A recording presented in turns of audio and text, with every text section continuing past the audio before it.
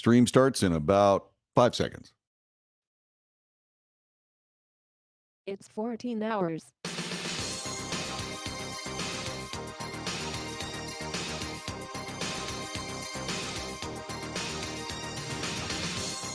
North to south, coast to coast, around the world. This is the Wells Report. Welcome to the broadcast. I am John David Wells. I want to thank you very much for joining us on Friday, the 17th day of June, year of our Lord 2022. It is the Father's Day weekend. U.S. Open is going on. Men all across the country will be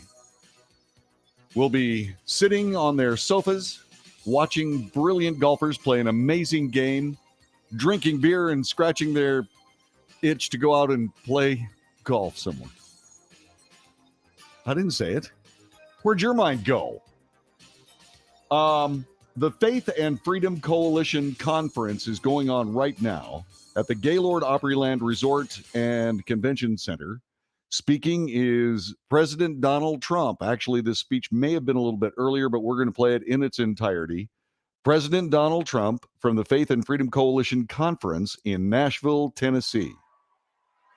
Thank you very much.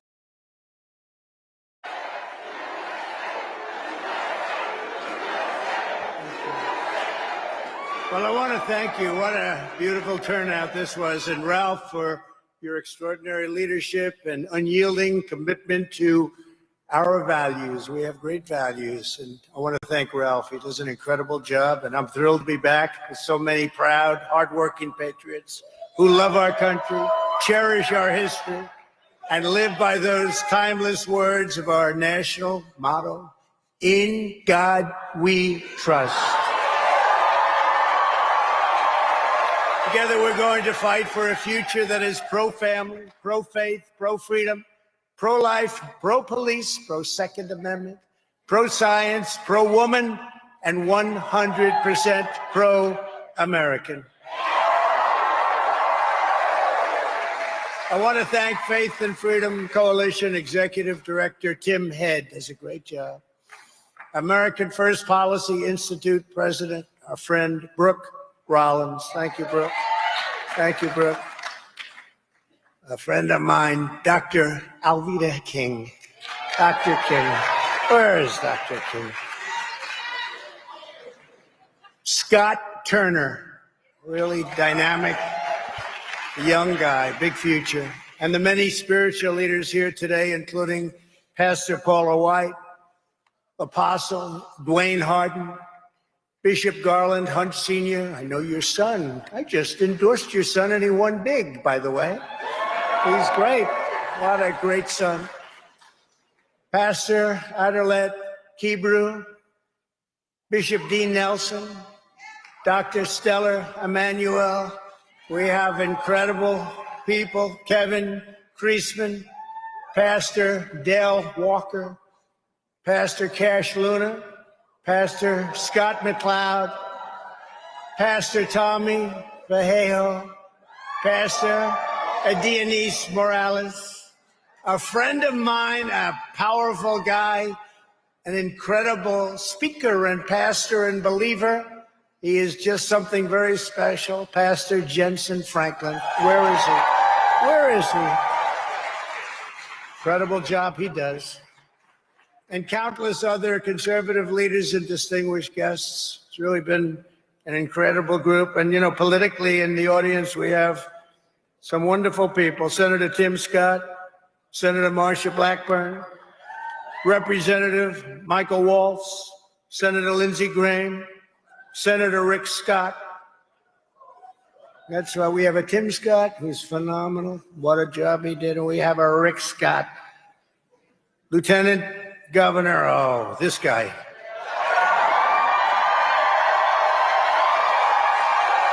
This guy. Lieutenant Governor Mark Robinson of North Carolina. And his wife, Mrs. Robinson. What a job you're doing. He's the hottest guy in politics. Great job. What a beautiful job you did. And thank you for all the help in North Carolina. We had a big, big victory there. Right? Thank you very much, man. Senator Joni Ernst. Thank you, Joni. Senator Bill Haggerty. Bill is going to be seeing me in a little while. He's doing a fantastic job. Very honored by bringing Bill out. And he's a senator and is respected senator very much. So Ronna McDaniel, where's Ronna? Where's Ronna? With all these lights, I don't get to see so many of you, but she's here someplace. Ronna, great job. And you just heard Jim Jordan. This guy was an incredible guy. And we have Pastor Jeffress, too, who's been with me right from the beginning. He made a statement once, I'll never forget. I said, who is this guy who was on television? He said, you know, this guy Trump, he may not know the Bible as well as some of us. In fact, he may not know it that well. But he's a big believer and he's a great leader. And we're going to be very happy with him. And I'll never forget it. I wasn't sure, should I be insulted or not? But I wasn't. Robert Jeffress. Thank you, Robert. In addition, let me express my tremendous gratitude to each and every one of you. The Faith and Freedom Coalition is the front line of defense for Christians and people of faith in America today. What a job they do. And I tell you, it really is an incredible thing that you've done. And you look at this audience and the people outside trying to get in, they're not going to make it. No organization worked harder in 2016 and 2018 and 2020, and no group is working harder now to deliver a landslide victory this November. I think we're going to have numbers like perhaps they haven't seen before. Over the next 145 days, you will knock on an astounding 8 million doors of Christian and pro-life households in 27 states, reaching 15 million voters. In addition, you will make 10 million phone calls, send 25 million text messages, and distribute voter guides to an incredible 100,000 churches. That's a lot of churches. With your help, we're going to ensure the biggest midtown. This is going to be the biggest turnout in midterm history, we think, without question, and it's going to have conservative Christians all over the place. Everyone in this room is gathered here today because we're all committed to the same key beliefs and the same core values. We believe that the Declaration of Independence and the American Constitution represent the principle of human civilization. Our founding documents are not a source of shame. They are a source of great pride. We believe the United States of America is the greatest and most virtuous republic in the history of the world. We're going to keep it that way. We believe in law and order, and we know that the Constitution means what it says, as written. We reject censorship, blacklisting, and cancel culture because we know that the lifeblood of a free society is free speech. We don't have free speech very much in this country anymore. If you don't have free speech, you don't have a country. We know that religious freedom is the foundation of all freedom because we know that our rights and liberties come straight from the hand of our Creator. We believe, that's right. We believe that America is a sovereign nation with a sovereign people, which means that we must have a strong, secure, and sovereign border. We don't have a border. We don't have free and fair elections. We don't have a country. We believe that the first duty of government is to protect and defend the interests of our own citizens. In other words, we have to put America first.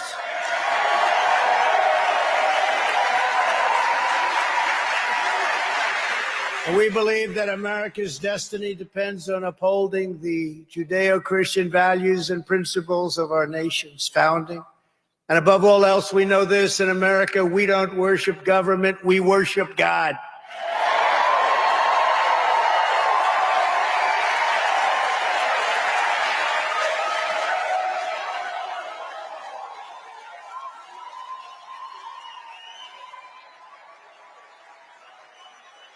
President Donald Trump at the Faith and Freedom Coalition convention in Nashville, Tennessee. You're listening to the Wells Report. I think this group likes God a lot. These are the values that sustain our movement, and these are the values that sustain our nation. But today, each of these principles is under tremendous threat, a threat like never before. Everything we hold dear, every last tenet of American tradition is under merciless assault from the radical left. These people are taking a sledgehammer to the very foundations of our free society, trying to destroy freedom of speech, trying to crush organized religion, you know that, trying to shred our Constitution, trying to demolish the rule of law, and even attacking the rights of parents to raise their own children the way they want them raised. As I've said before, the greatest danger to America is not our enemies from the outside, as powerful as they may be, and they get more and more powerful because we allowed that to happen. The greatest danger to America is the destruction of our nation from the people from within. And you know the people I'm talking about. That is why this November we're going to stand up to this left-wing fascism, and we're going to take back our freedom. We're going to take back our country in November. Nancy Pelosi. The radical left movement that is attacking our nation is driven by a spirit of anger and hatred that most of us can barely comprehend or understand. Did you ever see such hatred toward us?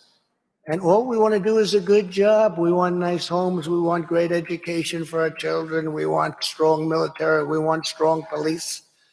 We want not to defund the police. And you see what happens.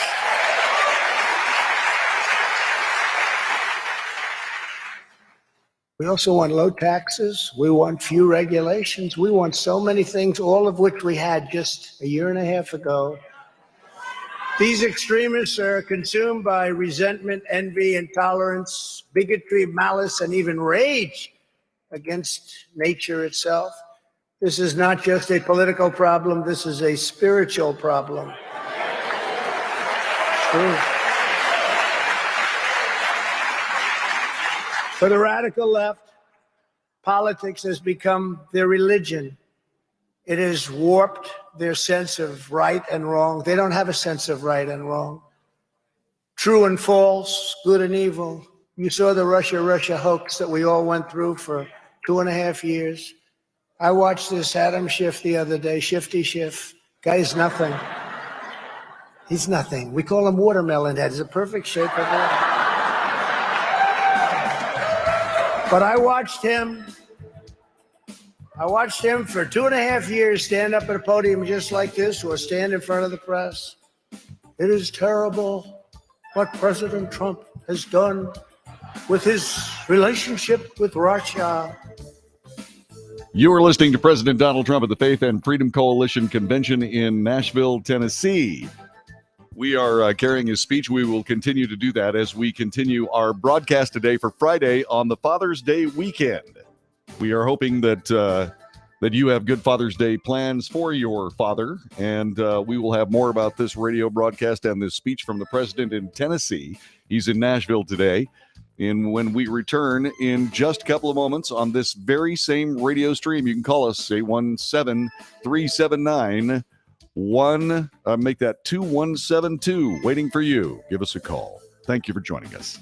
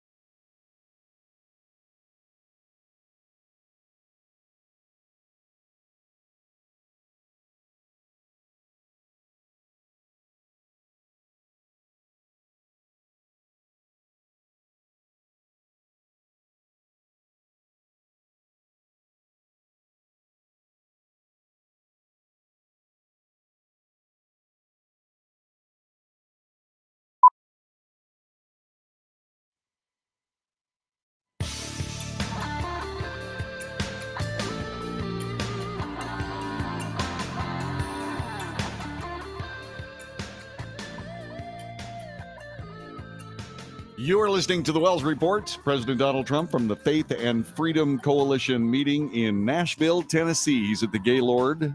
And let's return to President Trump and his speech. He was discussing Adam Schiff. He's nothing. We call him watermelon head. He's a perfect shape of that. But I watched him for 2.5 years stand up at a podium just like this or stand in front of the press. It is terrible what President Trump has done with his relationship with Russia. I'm saying Russia. What the hell do I have to do with Russia? This went on for 2.5 years.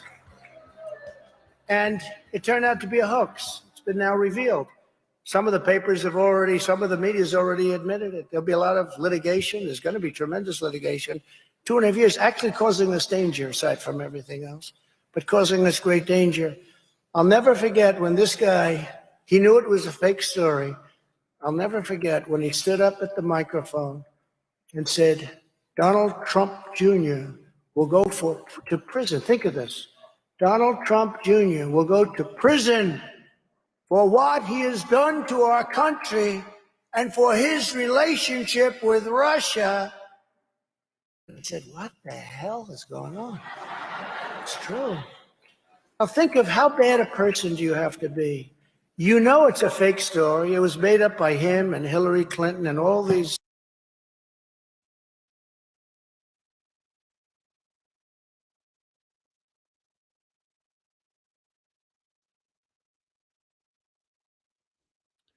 We are having a slight technical error. Don't know exactly what's going on with the president. Yeah, this is a C-SPAN feed, and for some reason it has come to an end. So you have seen most of the president from his speech in Nashville. Let me see what we have here. And no, that's not going to work either. And that's not going to work either. And okay, so for whatever reason, C-SPAN is having a malfunction. So we will talk to you about President Trump. President Trump had some things to say regarding the Select Committee on January 6th. You heard some of them, and those statements are pointed, and they are from a frustrated former president who has not been able to tell his side of the story. Now, I don't know what the plan is to be able to get his side of the story out. There's been no exculpatory information. There's been no defense. There has been none of that. The only thing that I can say is that earlier today, President Trump all but demanded that he have equal time with the congressional committee. Now, whether that will happen, I don't have any idea under what form it would take. Again, no idea. All I can say is that someone has to have some modicum of fairness in all of this. Now, I don't understand why it is that the Congress of the United States can be used as a bludgeon to put up a one-sided, edited propaganda piece against their perhaps next political opponent, without any kind of accountability, without any kind of redress. What's happening here? You know, this is not Americagua. This is America. This is not some half-baked republic somewhere with a guy who's a colonel who runs the place. This is the United States of America. We have constitutional law. Why isn't it being applied to President Trump? Can someone explain that to me? And if it's not going to be applied to President Trump, who else is it not going to be applied to? These are questions I have. Do you have answers? Telephone number is 817-379-17. Make that actually would work. It's 2172. So it's 817-379-2172. You can call us right this very moment. The phones are lit. I am not. Maybe later this evening. You are listening to the Wells Report. Back with more in a moment as we continue on Friday afternoon.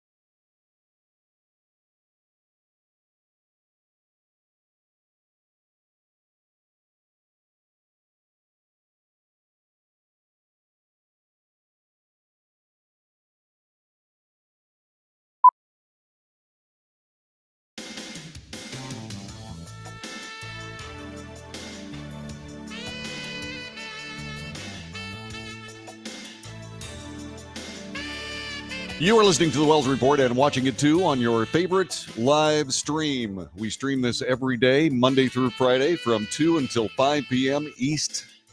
Not Eastern time. It is Central time. Okay.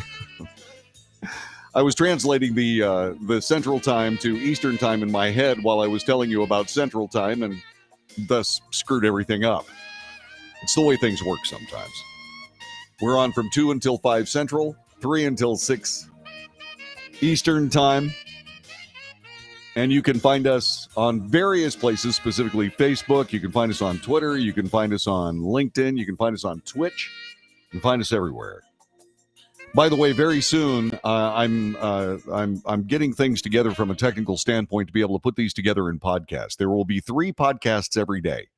You'll be able to watch them as you choose. We will label them so that you have some idea what's going on, so that you can grab whichever hour you want regarding. And if you want to listen to all 3, that's awesome too. So we'll be doing that for you coming up in just a little bit. And so, another shooting in the United States of America at another soft target in the United States of America. It almost seems like there's a pattern. If these deranged individuals believe that they can walk in with a gun and not encounter any real opposition, they walk in with a gun and start killing people. That's what happened at an Episcopal church outside Birmingham, Alabama yesterday. The suspected gunman is someone who occasionally attended the church. Police identified the victims of that shooting. Walter Rainey, 84 years of age, was found dead at the scene of the shooting at St. Stephen's Episcopal Church in Vestavia Hills, just south of Birmingham. Captain Shane Ware of the Vestavia Hills Police Department said at a Friday news conference today, Sarah Yeager died after being taken to a hospital. Police said the gunman, who was arrested yesterday as well, is a 71-year-old man who occasionally attended services at the church. For some reason, and I don't know why, Chief Ware decided not, or Captain Ware decided not to identify the suspect by name, did not provide a motive for the shooting. He said the suspect was subdued by another attendee at a potluck dinner. A third victim, an 84-year-old woman, is being treated at the hospital. Yesterday's shooting in Birmingham is among a rash of high-profile shootings nationwide, including 4 people killed at an Oklahoma hospital, 2 teachers, 19 children gunned down at an elementary school in Uvalde, Texas, 10 black people killed at a shooting in Buffalo. Officers responded to active shooter reports at St. Stephen's Episcopal Church in Vestavia Hills at about 6:22 p.m. yesterday. The suspect was an attendee at a small church meeting called a Boomer's Potluck Dinner. At some point, he produced a handgun and began shooting. He added the suspect was in custody, appeared to be acting alone. There were no additional threats in the community. Another attendee of the potluck subdued the suspect, held him down until law enforcement arrived. It was critical in saving more lives. Ware says he does not know how many people were at the meeting at the time of the shooting. Police said the suspect, who was in custody yesterday, is a 71-year-old man, but declined to release his name. Ware said the suspect previously attended services at the church, but investigators are still looking into possible motives. Any past interaction involving the suspects are currently being investigated by numerous agencies. The FBI, the U.S. Marshal Service, the Bureau of Alcohol, Tobacco, Firearms, and Explosives are assisting in the investigation. Walter Rainey from Irondale, Alabama, found dead at the scene. Sarah Yeager from Pelham, Alabama, died after being taken to a hospital. A third victim, 84-year-old woman from Hoover, Alabama, was hospitalized. There is no more information about her identity or her condition. Reeling from the shooting, community members gathered yesterday for a prayer vigil to honor the victims, according to a local ABC News affiliate. St. Stephen's Episcopal Church's parking lot, they joined hand, formed a circle as they prayed. I'm so sad and so prayerful that the families that were affected by this, said Linda Montana, who had been a member of the church for 20 years. He told the news station, I think our whole church family will be affected by this. I'm just in shock and disbelief. The shooting took place during a small group gathering at St. Stephen's Episcopal Church in Vestavia Hills, Alabama. The shooting took place during a small Boomers potluck gathering. Vestavia Hills is a suburb of about 40,000 people located about 7 miles south of Birmingham, Alabama. one of Alabama's two most populous cities. The Reverend Kelly Hudlow, who works at the office of Bishop Glenda Curry of the Episcopal Diocese of Alabama, said the shooting left the church stunned. Still, she said community members are supporting each other through this. St. Stephen's is a community built on love and prayers and grace, and they are going to come together. People of all faiths are coming together to pray for hope and healing. Alabama Governor Kay Ivey offered prayers to the victims and the community in a statement. This should never happen in a church, in a store, in a city, or everywhere. And so, until we can do something about a society that believes the way to settle certain circumstances, certain problems is with weaponry, we are going to have to take steps to indeed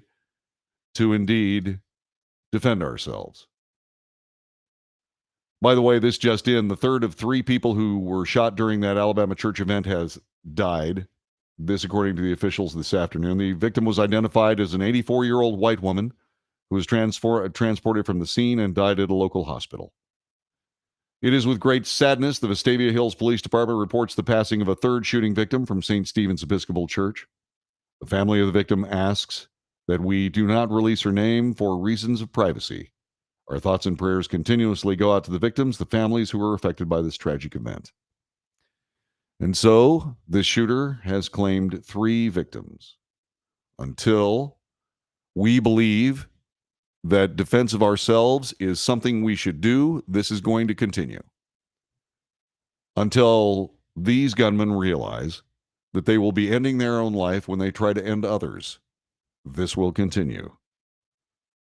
Until we refuse to believe that we live life not necessarily in an overgunned society, but an overwrought society. Until we are able to explain that in no uncertain terms and exactly what it means, this is going to continue to happen. There are very few places I ever go without my weapon now. Some of that is hangover from the mission I was just on. But some of it is prudence. There are 3 kinds of people, 3 kinds of human beings. The analogies are like this. There are sheep. Everybody just goes along with the crowd. Everybody's kind of happy. No problem. There are wolves. Wolves are sociopaths. They only think about what they think about. They only care about what they think about. Their efforts are all surrounding just exactly what they think. They don't care about anybody else. They are completely autonomous sociopaths. And then there are sheepdogs. Sheepdogs, physically capable enough to take down and kill a wolf at will, are all around us. Unfortunately, they continue to be hindered. We hear about all kinds of shootings like this, but for whatever reason, we don't hear an awful lot about shootings where people like this are stopped in mid-shot. And that happens far more often than A, any of us would want to think, and B, that any media outlet wants to report. These weapons are tools to protect yourself with. In my humble opinion, you should have them. You should train with them. You should become comfortable with them. You should be safe with them. And if you are ever in a position where you actually have to take action, and I hope that never ever happens. I hope this preparation is nothing more than just prudence. But if it does indeed become reality, I pray that your shots be righteous and true, and that you save the lives of those the wolf tries to take. That is a sincere prayer. But you have to work at it too. If you're just not a gun person, you're just not somebody that wants to do any of that. Okay? I mean, you just don't want to do that. It's just not your thing. Okay. No problem. Grab yourself a very, very, very, very good first aid kit and learn how to use it. And learn how to use it well. Because let me tell you something. That wolf is coming. The wolf is coming calling. And until we decide that we are finished with wolves and we will have a peaceful and joyous life, and we will, when called upon, defend our lives as we should, these wolves will keep coming. They'll stop. They'll stop eventually. But what we keep doing is we keep hearing about the shootings. And we hear about the tragedies. We hear about the snuffing out of life. And then somebody says, we've got to get rid of guns. Why? So that everybody can be as defenseless as the people that were just victimized by the wolf? No, that doesn't work. We know it doesn't work in Britain. We know it doesn't work in Canada. We know it doesn't work in Australia. We know it doesn't work in New Zealand. We know it doesn't work in all the world's totalitarian societies. Regardless of the propaganda, there are all kinds of shootings in places where guns are just simply not allowed. Totalitarian states like California. This is horrid. It is something that we need not ever have to deal with. And it's not just the Second Amendment, as we discuss here on this broadcast a lot. It's every amendment of the Constitution. In other words, every right you have. There's yet another chill on free speech that we'll be talking about in the second hour of the Wells Report today. Another chilling thing foisted on the people of the United States.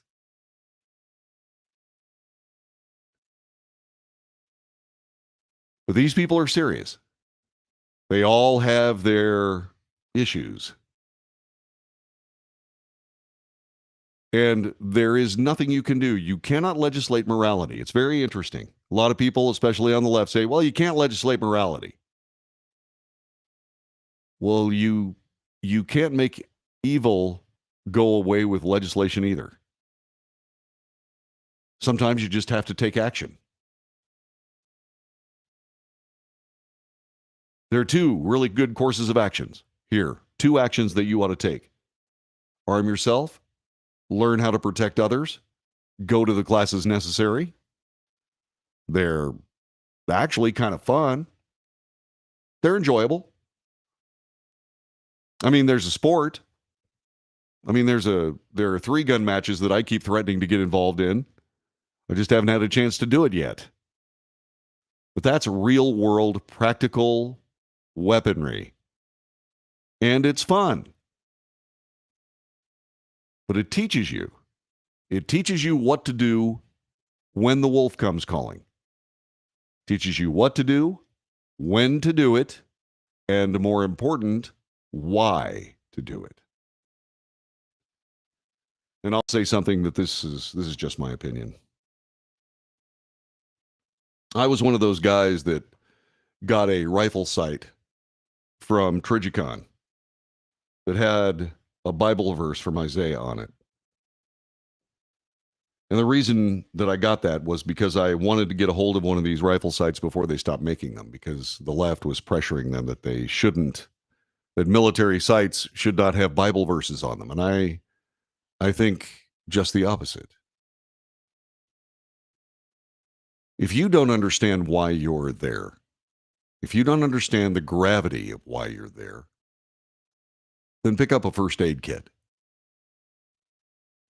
This is not some power fantasy like they continually portray in Hollywood and then decry the fact that actually people act out the movies they make. This is a sober, serious, deadly decision. And nobody wins. Nobody wins. And I dare say that if you take a shot and take somebody down and it doesn't bother you for the rest of your life, there might just be something wrong with you. It will change you forever. Don't do it unless you have to. But like I said before, if you have to, I pray your aim be true in the defense of others and yourself. You are listening to the Wells Report. We'll be back coming up in just a couple of moments. Don't forget to call us if you feel like it, 817-379-2172. It's how you get through to the Wells Report. Friday in progress. Back with more in just a moment.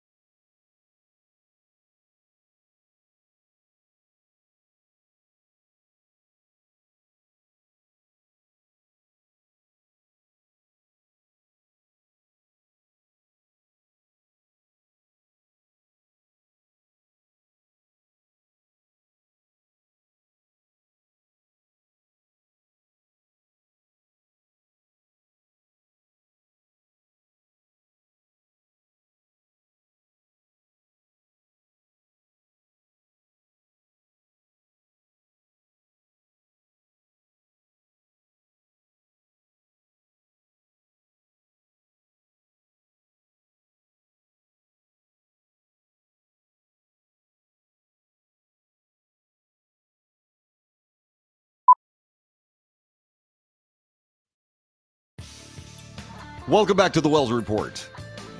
I am John David Wells. This is Friday, last day of the work week. I hope you've had a good one. There's another hour of the Wells Report coming up in just a little bit. Want you to stay right where you are. What will we discuss? Glad you asked. The economy at the lead of the next podcast of the Wells Report. There are 3 of them every day. We'll also discuss energy. And then the President of the United States. His approval ratings are beyond dismal. And there are all kinds of people saying all kinds of things about maybe the president leaving after the midterms. Would that be better or worse? Remember who we're talking about here. We're talking about Kamala Harris would be the first female president of the United States. Yow. Anyway, let's just keep moving on. Let's keep doing what we do, and every now and then I bring you stories of dogdom, specifically he-do. Hidu is a recent graduate of a dog academy that teaches canines to sniff out triphenyl phosphine oxide, TPPO. What is it? Well, it's a chemical coating used in electronic devices like flash drives and memory cards. Why am I talking about Hidu? Well, an unusual alliance of international activist groups, Mexican prosecutors, and a dog, Hidu, trained to sniff out memory devices, thumb drives, all got together to catch a suspected pedophile in Mexico City. The name of the group that tipped off the people in Mexico was called Free a Girl, a Netherlands-based group that fights human trafficking. Tipped off activists at the U.S.-based Operation Underground Railroad that Jason Matman, a Dutchman who openly advocates sex with children, had gone to Mexico after fleeing pending court cases in the Netherlands. Matman apparently thought loose Mexican law enforcement would allow him to operate freely in Mexico City, a sprawling metropolis of 21 million where crime goes unpunished. Then Hidu showed up. Yeah. So apparently what ended up happening is that Hidu found him, then found thumb drives, and in the thumb drives are exactly what you'd expect. So, justice escaped in the Netherlands, maybe justice served in Mexico, but something tells me he'll be extradited back. Elsewhere in pedophile world, the Michigan Supreme Court rejected a final appeal from sports doctor Larry Nassar, who was sentenced to decades in prison for sexually assaulting gymnasts. Attorneys for Nassar said he was treated unfairly in 2018, deserved a new hearing based on vengeful remarks by a judge who called him a monster and would wither in prison like the Wicked Witch in The Wizard of Oz. Ingham County Judge Rosemarie Aquilina said, "I just signed your death warrant," as she sentenced Nassar to 40 years. State Supreme Court said Nassar's appeal was a close question and that it had concerns over the judge's conduct. But the court also noted that Aquilina, despite her provocative comments, stuck to the sentencing agreement worked out by the lawyers in the case. "We decline to expend additional judicial resources and further subject the victims to this case to additional trauma, where the questions at hand present nothing more than an academic exercise," said the court in a 2-page order. More than 150 victims spoke or submitted statements during an extraordinary 7-day hearing in Aquilina's court more than 4 years ago. Brave young women representing this nation, doing amazing things that they practiced for years to do, only to be turned over to a monster. An absolute monster. If you haven't seen Allie Reisman's speech in that courtroom that we're discussing right here, find it. The kind of strength it takes to be an Olympian. The kind of focus on what it takes to be somebody that performs at that high a level, evident in that woman as she totally disassembled that hovering, huddling, trembling man. I mean, I'll never forget it. I'll never forget it. There was one statement that I'll never forget. As we lay there while you pleasured yourself. I remember I heard her say that. I was watching that testimony live. It was like somebody hitting me in the chest with a shovel. It was horrific. And I'm glad that the Supreme Court of Michigan has seen fit to leave that guy right where he is. Because he is a menace to society. And people like him are also menaces to society. You are listening to The Wells Report. My name is John David Wells. Our telephone number is 817-379-2172. 817-379-2172. This is The Wells Report for June 17th, 2022. I hope you've enjoyed this hour. We've got another one coming up. We'll be talking about the economy. We'll be talking about energy. It appears as though the people who are the harvesters of what is called ignorantly fossil fuel, well, they have something to say about Joe Biden threatening them. ExxonMobil, the Pegasus people, will have their day in the public spotlight. Also, President Biden having a tough week from a standpoint of approval rating. We'll bring you up to date on that too in the next hour of the Wells Report. Until then, stay chilly. We'll be back in just a moment.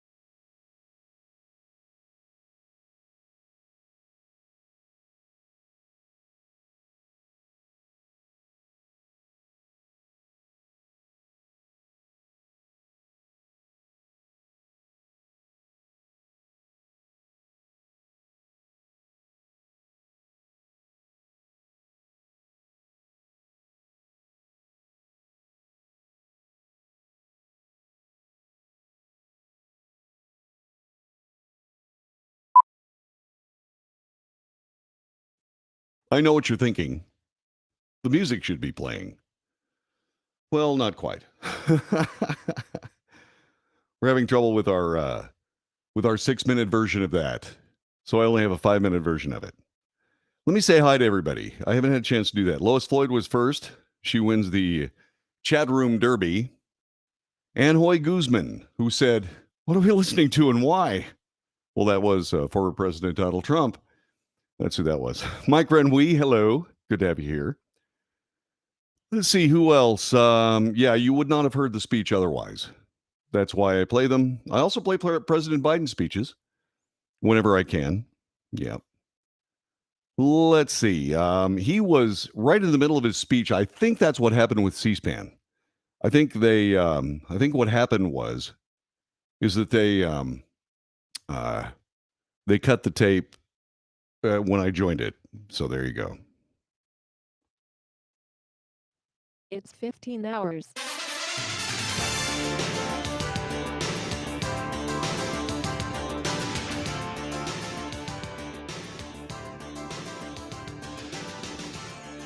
North to south, coast to coast, around the world. This is the Wells Report. My name is John David Wells. Here you get news, the real news. Here you get honest analysis. In other words, we take the facts from the news and I report those to you. I report the facts.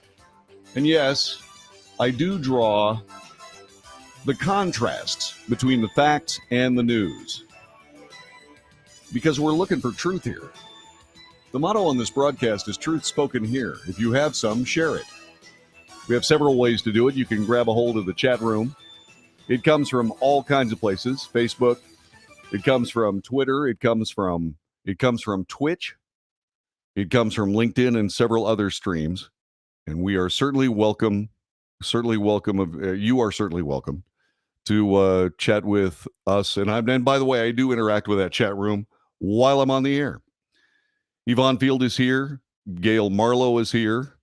Gavin, is that Mealy? Gavin, I don't know how to say your name. If you could give me the pronunciation of that, I would sincerely appreciate it.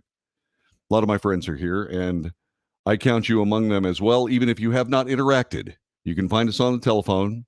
Very, very simple. Give you that telephone number again, 817-379-2172. So this was a tough week financially, and it's not being helped by our president and his policies. As a matter of fact, he came up with this wonderful idea today that we're going to cover here in just a couple of minutes, that arguably will indeed make things worse. Now, why would that be? To be perfectly honest with you, I don't really know. We'll get to that coming up in just a little bit. So let me give you an idea of what we're dealing with here. So this, according to USA Today, is what we have found. This from Medora Lee of USA Today. It's been a busy week. Bear markets, a Federal Reserve interest rate hike, record gas prices, crypto plunges, which I suppose I could be a lot more sympathetic if cryptocurrency meant anything, but it doesn't. And it's like, do you remember non-fungible tokens? Remember those? People were actually buying the rights to something created in the cyber world, and for some reason they owned it.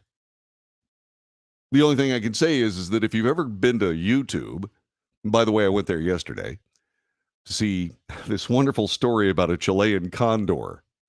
Anyway, if you go to YouTube, you'll note that there's no such thing as a non-fungible token. I mean, you don't get to own something that isn't real. I don't understand why people think they should. You know, I don't know. I just don't understand. There have been layoffs as well, and more layoffs are coming, even in the automotive industry. I was listening to the news earlier today, and strangely enough, American car makers have decided to build 2 million fewer cars yesterday. By the way, Gavin Mealy's name is pronounced Mealy. I guessed right. Why is it? Well, I went to Mr. Katie's English class. That's why. So there you go. Gavin says, I can't remember the first time somebody got it right on the first try. Well, there you go, Gavin. I'm not just a pretty face, you know.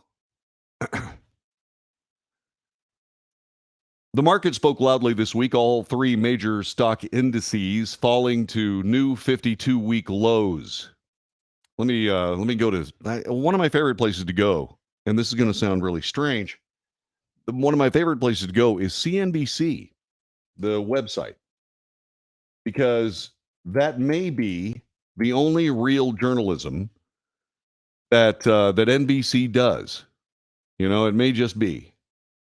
After a very serious plunge yesterday, the downward trend continues for the Dow Jones Industrial Average, off nearly 40 points. And that is, the last time was, I guess that's at the close, so off 0.13%.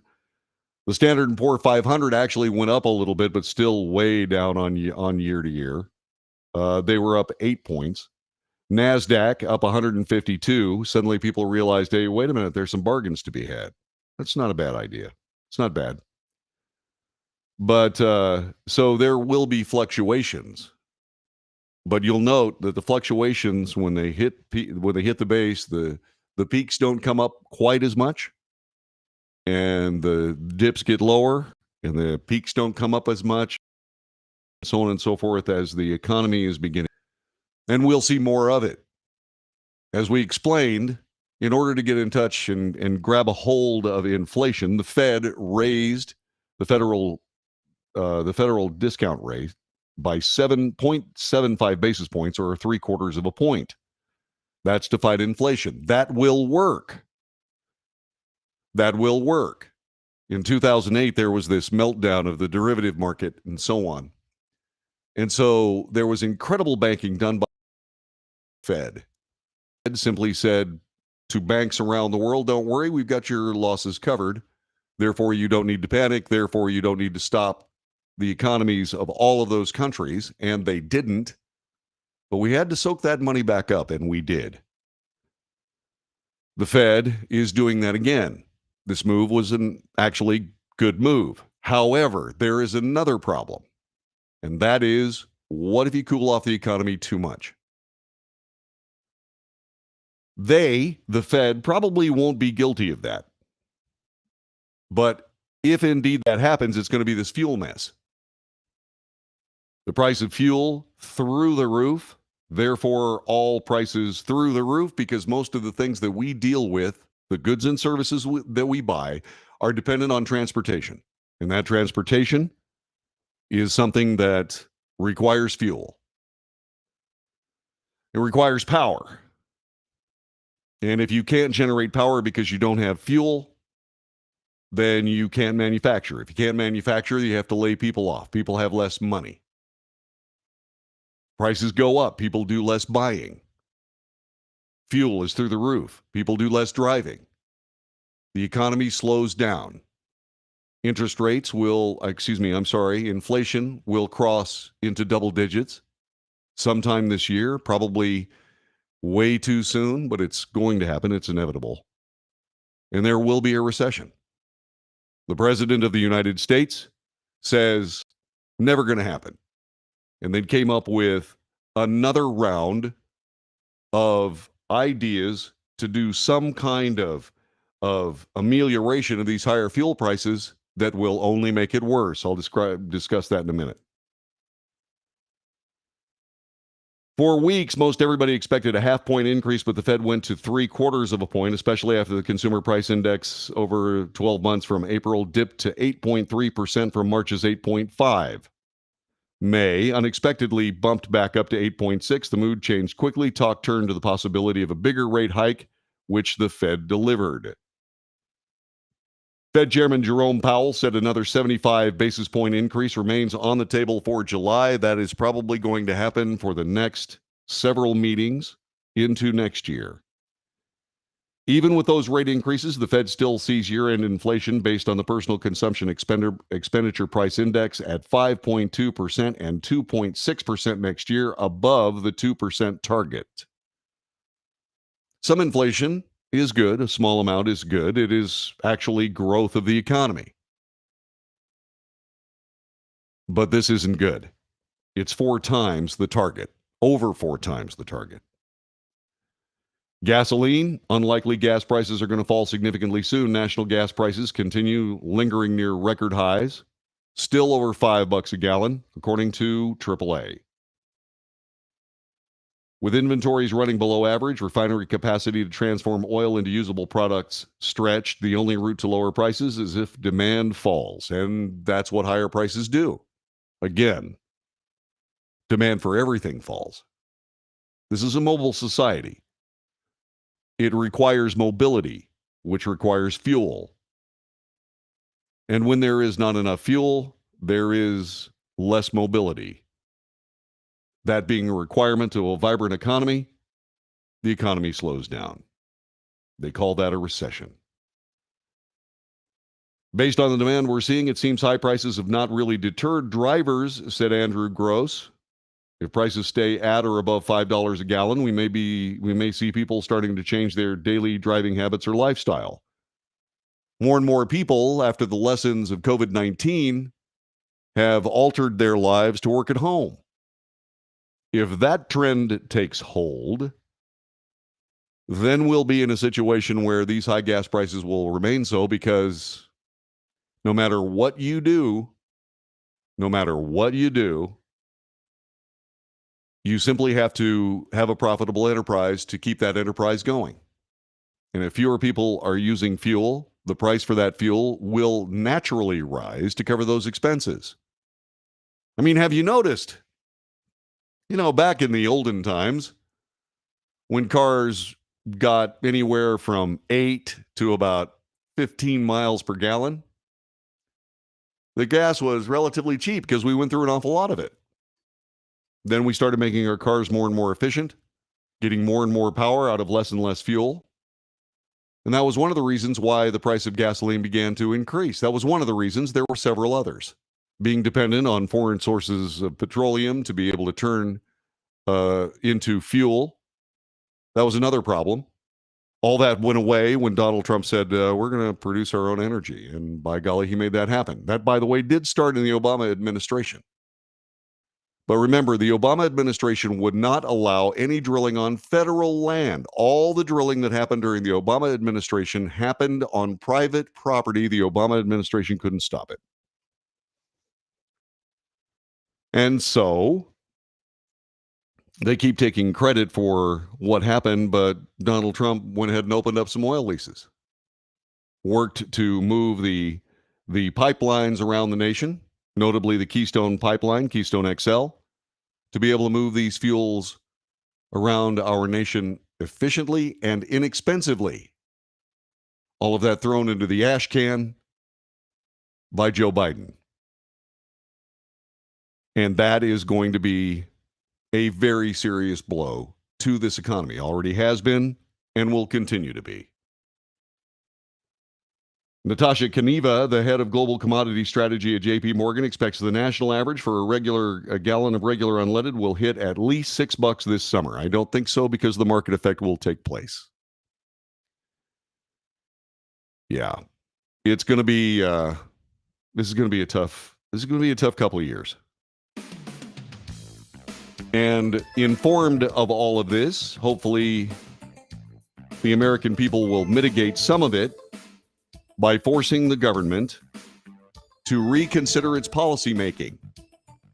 The idea that we continue to turn our national security and endeavors over to foreign sources for the basic things we need, from gasoline to baby formula,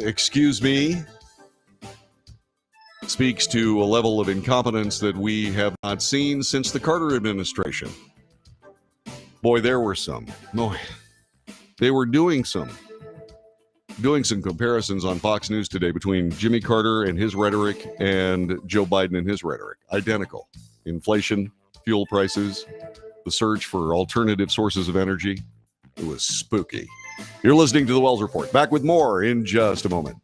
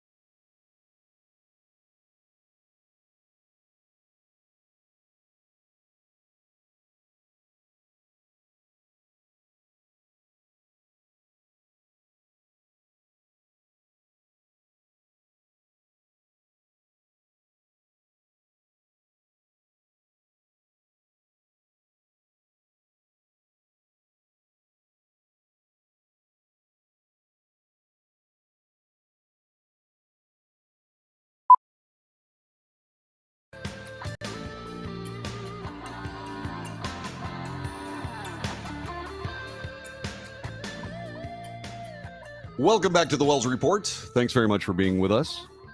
We were talking a little bit about the economy this week. It was a tough one.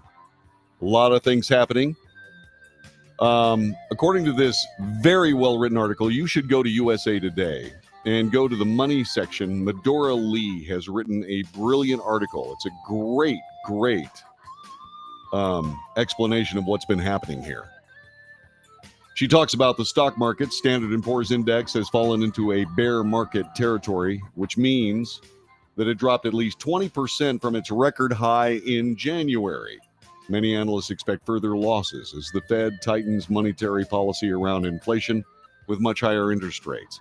Higher rates typically hit growth and technology sectors hard because those companies rely on borrowing to fuel their earnings growth. But the twin fears of higher rates and lingering inflation turbocharged more widespread selling, such has been the speed of recent moves in markets are once bearish calls for. The S&P 500 now looks conservative. That according to John Higgins, Capital Economics chief market economist, in a commentary. Inflation has already hammered consumer budgets, quickly shifted spending patterns as some retailers discovered with weaker than expected earnings last quarter. That means fewer employees. That means fewer buying. That means the economy is continuing to slow down. Coupled with steady rate hikes, consumers will get squeezed again. The company's earnings will pay the price. Are we going to have a recession? In this USA Today article, the answer is possibly. I don't see how one can be avoided at this point. I just don't. May retail sales data did not attract much attention, but it was important because it was surprisingly weak. Sales declined for the first time since December, easing 0.3% compared with forecasts for a gain. There were likely even lower if adjusted for inflation. True. Consumers are pulling back on spending amid headwinds from Russia, Ukraine, surging energy and food prices, tightening monetary policy, a cooling housing market, the end of crisis-era financial stimulus, and Chinese lockdowns, according to Bill Adams, Comerica Bank chief economist, Comerica Bank. So, what's the outlook? Well, warning signs are flashing. The labor market is about to significantly weaken. The Fed projects unemployment will inch up to 3.7% by year end. That's from May's 3.6%, continues steadily rising to the end of 2023, maybe even crossing 4% unemployment. Many economists think those forecasts are too optimistic. As consumers continue to slow spending, company profits will compress, cutbacks will be made. That's why Wells Fargo chief economist Jay Bryson has changed his outlook to a mild recession by mid-2023, with unemployment climbing toward 5%. Times are getting hard. The outlook for the rest of the year and next is turning less rosy as the tightening in the financial markets continues to have economic costs. Cryptocurrency, why is it falling? Well, people are pulling their money out of it because they need money. And the flimsy ideology of cryptocurrency, well, I just don't see it. I just don't see it as a long-term win at flipping all. But then again, I didn't see it either. I mean, I remember guys saying, I've got myself a Bitcoin. It's up to $26,000. I go, sell it, sell it. Hope he paid attention.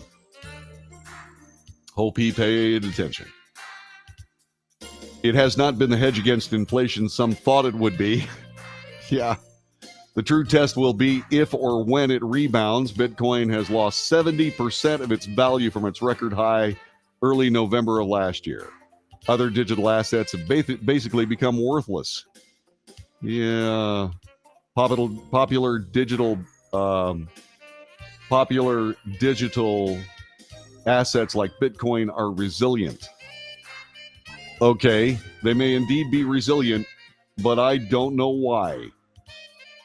More on the economy coming up as we continue to bring you the news, analysis, commentary, and debate. 817-379-2172 is how you get through to The Wells Report. Thanks very much for being a part of our broadcast. Back with more in just a moment.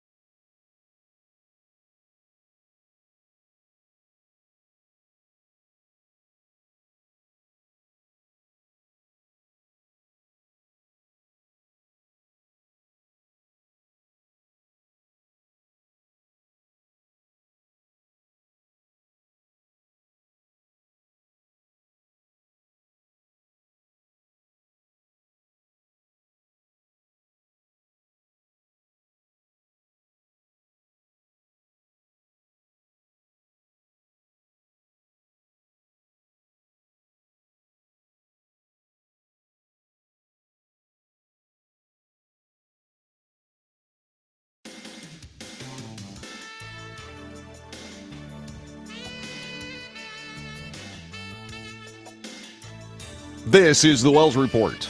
News, analysis, commentary, debate. We're talking about the economy.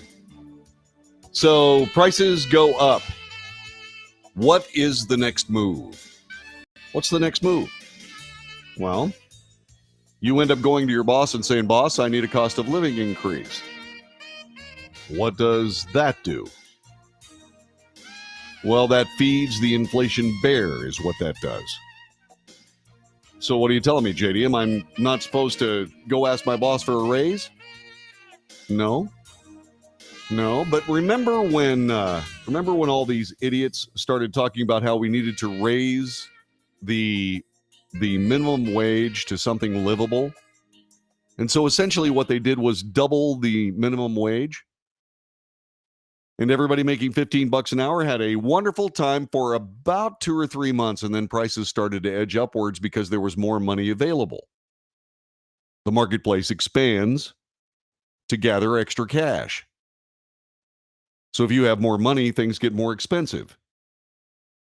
You couple that with inflation, and you're making less now, even though you're making $15 an hour instead of $7.50. You couple that with inflation, and you've lost money in this deal. The economy's cooling. All those union bosses that bravely talked about how Joe Biden was the answer to the ills of America. Car makers are making 2 million less cars for at least the next couple of years. Fewer jobs. Right there in all of those good, high-paying union jobs the president keeps talking about. One of these days we have to have that conversation. But let's just hold that in abeyance. Talking about inflation, USA Today has, once again, leading the league on being able to explain all this stuff. Raina Song is the person who wrote this, as U.S. inflation hits a 40-year high of 8.6%. Critics of cost of living wage increases, changes meant to offset inflation, saw those fueling price increases, just like I was telling you. Last November, John Deere's union employees ended a strike of more than a month after winning a contract that included a 20% increase in wages over 6 years and more retirement benefits. Particularly, it brought back cost of living adjustments, COLAs, with Deere employees' wages to be adjusted every 3 months. After Kellogg workers ended a longer strike with a contract that had included COLAs as well. The Wall Street Journal editorialized that such wage increases, popular during the inflation of the 70s, are an economy-wide problem when they become part of the wage price spiral. After the Carter administration, the Nixon administration instituted price and wage freezes. And that management of the economy, courtesy of the government, did very, very little to do anything. It took Ronald Reagan to be able to untangle things. And people will say, well, how did Ronald Reagan do that? Well, he was an economist. His college degree was economics. He actually understood what goes on. And the people currently in charge of the White House and elsewhere in Washington, D.C. have no idea what they're doing. And why do you say that, John? I mean, seriously now, why are you saying such terrible things? Because we have inflation, because of $1.9 trillion in spending to float the American economy during the draconian and foolish economic shutdown caused by COVID-19. Because all that money was out there. Nobody was doing anything. Gross domestic output crashed. People staying at home. People had jobs, lots of things to do. Nobody wanted to do it. Nobody bothered. They were getting paid more to sit on their butts at home, so they sat on their butts at home. And prices began to work their way upward. Not real good. Not real good at all. Prices began to work their way upward, and here they are. So, government spending to float the economy, sending you all those stimulus checks, created inflation in the first place. Well, now what does Joe Biden want to do about high fuel prices? Well, you're not going to believe it. Fox Business News, Edward Lawrence writes, The White House is reportedly floating the idea of gas rebates for U.S. residents due to record gas prices. He's going to add fuel to the fire. He's considering putting more money into the economy, which will push prices even higher. It's nuts. It's absolutely nuts. These people just aren't thinking. They have no idea how this economy works. There was something, somebody said something on Twitter the other day, to end the Fed, the evil Fed. In favor of what? Who's going to run the currency if the Fed doesn't do it? Don't tell me. That's right. A government that's $28.8 trillion in debt already is now going to actually run the money? Are you high? No. The Fed stands between political ruin of the economy and us. You need to stop listening to propaganda from the 1920s. All these bitter, angry people that could no longer manipulate the market as at will suddenly found themselves in a situation where they were dealt out of the game. It was brilliant. The creation of the Federal Reserve Bank was brilliant. And if you don't believe me, if you still think that the Fed is the problem, look up the history of the first national bank of the United States, and the second, and the third. They all failed because they were run by Washington instead of money professionals. And so, not only did they make mistakes getting us into this mess, they are now perpetuating these mistakes, because they didn't learn from them. They didn't learn from them. White House considering rebates for fuel. Are these terrible people? Some of them are. Some of them are, but most of them are just inept. Now, make no mistake. Make no mistake. Politicians of both parties are essentially inept when it comes to a lot of things that are basic. Remember, Republicans were in power when we started spending money hand over face, over foot, over back, over butt. I mean, it was just ridiculous. $28.8 trillion in debt. That's all you need to know. What should our national debt be, John David? Somewhere in the vicinity of about $7.5–8 trillion? Maximum.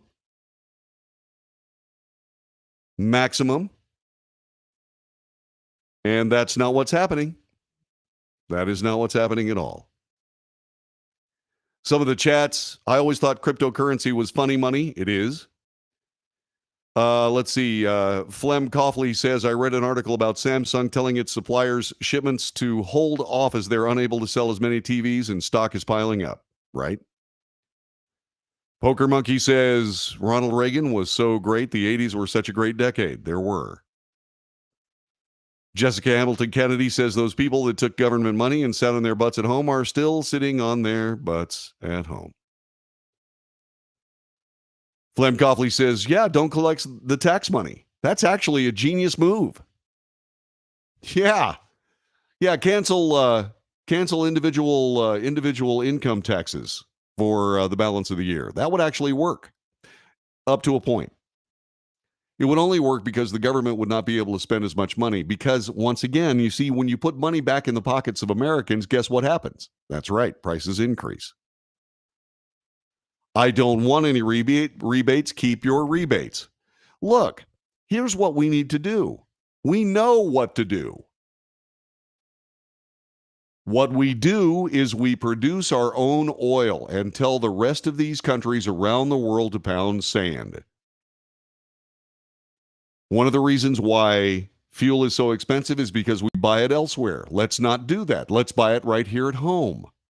Oh, there's a world price for gasoline and oil. No, there isn't.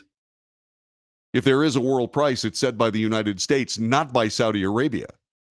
The only reason that Saudi Arabia is able to dictate the world price, the world price for oil, OPEC, in other words, the reason that they're able to do that is because we buy the oil.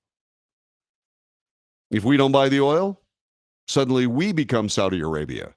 We decide what the world price of oil is going to be. This is basic economics.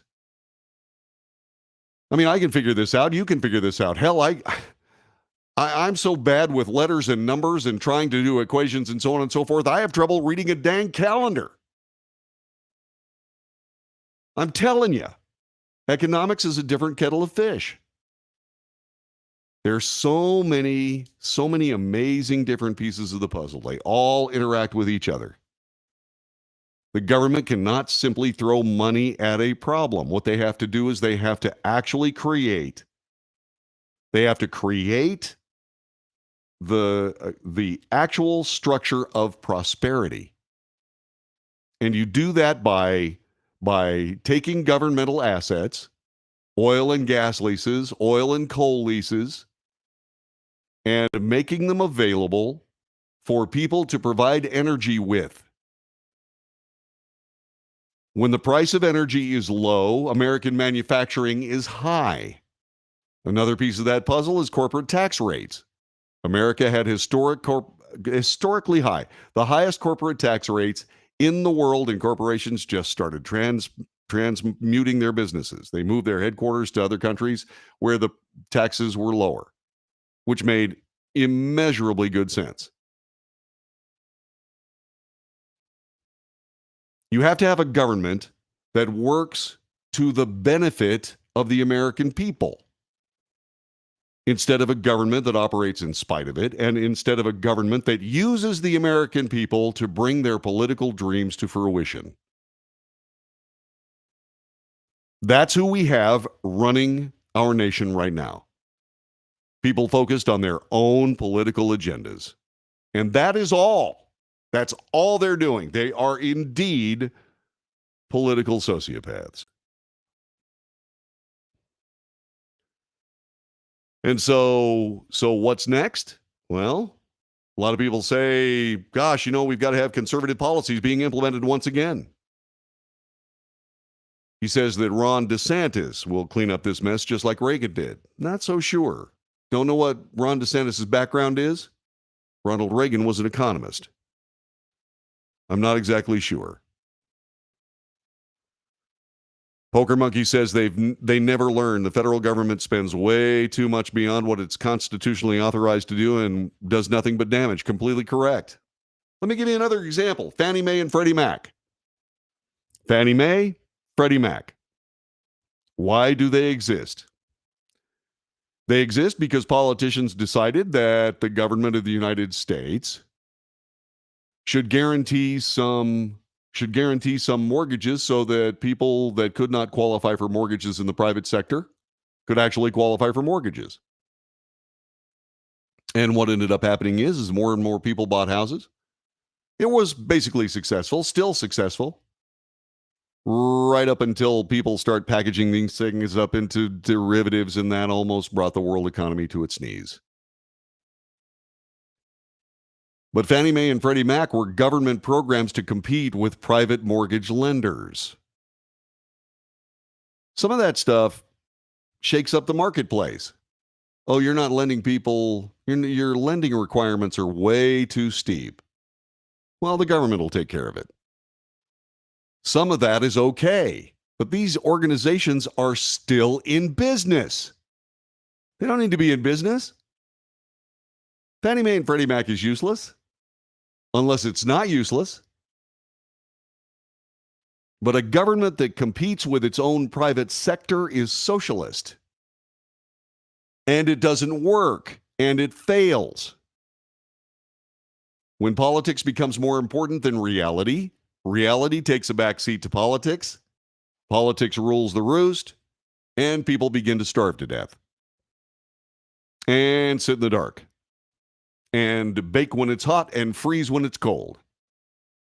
Before you know it, it gets so ridiculous you can't even get baby formula.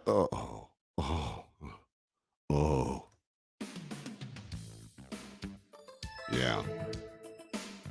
All because these people have no grasp. They have no grasp about the country that they're trying to lead. All of these people that are envious of rich people and try to do things to try to even the playing field. Respectfully, it's not evening the playing field. What it's doing is it's screwing up the nation. Please, by all means, stop. Stop doing it. Concentrate on the things in the Constitution. You know, maintaining a strong defense, regulate commerce between the states, fix the border. Stop coming up with all these ridiculous cockamamie regulations. Let Americans breathe. This is the Wells Report.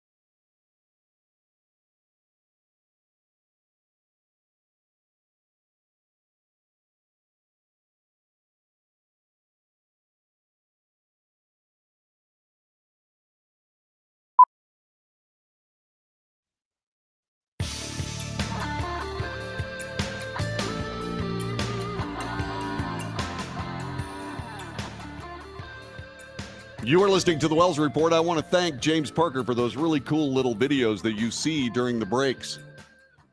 They're very cool. He made those for me. He's a nice guy. He took care of the Wells Report while I was down on mission in the Texas-Mexico border. I came back, and by gum golly gosh wowie kazow, he's still helping me out. What a great human being. Yeah, stay tuned and make sure you listen to the James Show. Make sure you listen to the James Show whenever you possibly can. This is the Wells Report. So we've been giving you a basic dime store understanding of the economy. That you getting a raise is a temporary fix. Everybody else will get a raise. There'll be more money in the marketplace so that you can afford these higher prices. then higher prices become the norm. The new normal is gas at $6 a gallon. No, that's not exactly what you wanted to know. You're sitting there going, what are you telling me to do? Leave money on the table? Really can't do it, can you? That's why inflation is such a mess. That's why we cannot continually repeat the mistakes of the past. What people don't realize is that inflation was a bear coming out of the 60s. In 1968, the American economy was in big trouble. Richard Nixon did what he could do. Jimmy Carter threw gasoline on a raging forest fire. And then an economist, an honest-to-goodness, no-kidding economist, Ronald Reagan, showed up at exactly the right time when the country needed him most, and he fixed it. Igniting prosperity and an expansion of the economy, the likes of which no one had ever seen in the human existence. An economy so good that a two-term Democrat president actually said that the age of big government was over. And he was right. He was right. But then, what ended up happening was 9/11 happened. You know, the Wall Street Republicans took over, the neocons, which are essentially the Democrat Party light. What ended up happening there is the beginning of the mess that we're in right now, exacerbated by full-on socialist government. Oh, they hinted around because they're smarter than you, so they can use language that says, gosh, you know, it is a good idea to give everybody a fair shot. Everybody gets an equal chance. Everybody gets equal everything. Everything's communal. Everything is communist. And this cycle started again. Now that came out of the Bush administration. The Obama administration started chasing it around. In other words, this is a project that takes about 12, 15 years. And now we're seeing it happen again. But this time there was actual evidence that it can be handled better by America looking to itself for its own products. The stoppage of ambitious politicians to become great world leaders by spending your money on all of these nations around the world they want to lead. How did that happen? Well, remember NATO? Before Donald Trump showed up, NATO was a free ride. I didn't realize how much of a free ride it was until I went to France and saw them redoing all that beautiful gold in front of the Palace of Versailles. Yeah, the Palace of Versailles is beautiful. They were redoing all the gold. And what were they using? That's right, real gold. Why? Because they didn't have to pay for their own defense. Why? Because NATO paid for their own defense. Well, they're supposed to put some of their GDP into NATO. Yeah, but they never did it. Never. And then when Donald Trump said, by golly, we're going to have them pay their NATO dues, guess what they did? They started whining and crying. And the American left said, how dare this worthless, idiotic, ignorant president treat our greatest allies with, well, honesty and a demand to keep their promises. And the mainstream media, corrupt as living hell, just parroted the talking points out of the DNC. And all of this decision making leads to 8.6% inflation where we are right now. And it's going to get a lot worse. We've seen it. This is the second cycle. This is another recitation of a mistake we've already made in our lifetime. How many times are we going to do that? What are we going to do? What are we going to do to get a handle on $28.8 trillion of national debt. What are we going to do? I have an idea. The national retirement plan should be based on treasury bonds, not some vaporous secondary income tax. Treasury bonds. What would that do, John David? Well, in order for, and by the way, we also need to limit as a percentage of GDP how much spending the government can actually do. Okay, I tell you what. Take a quick break here. What I will do is I'll explain what I'm talking about on the next hour of the Wells Report, coming right up.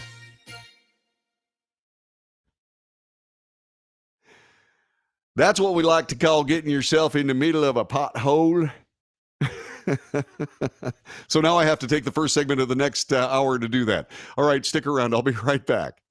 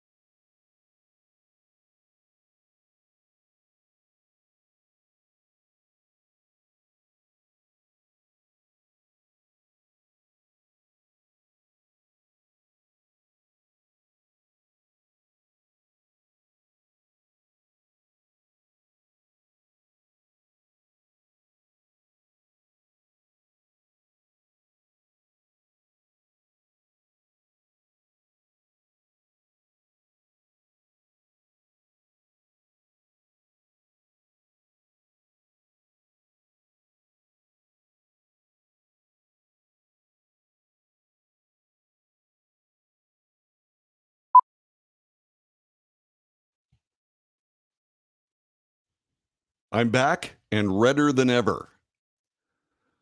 You know what's kind of cool? I lost all this weight. And by gum golly, golly, wowie kazowie, this shirt fits again. I look less like a bratwurst. Less. Still not good. Got about 20 pounds left to go.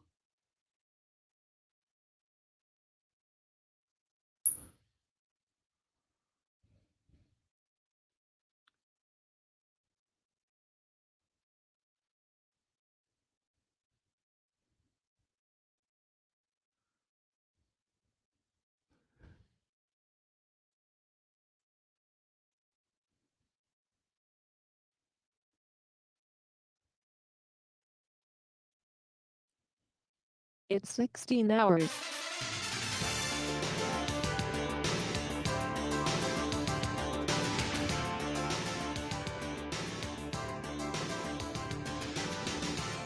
North to south, coast to coast, around the world.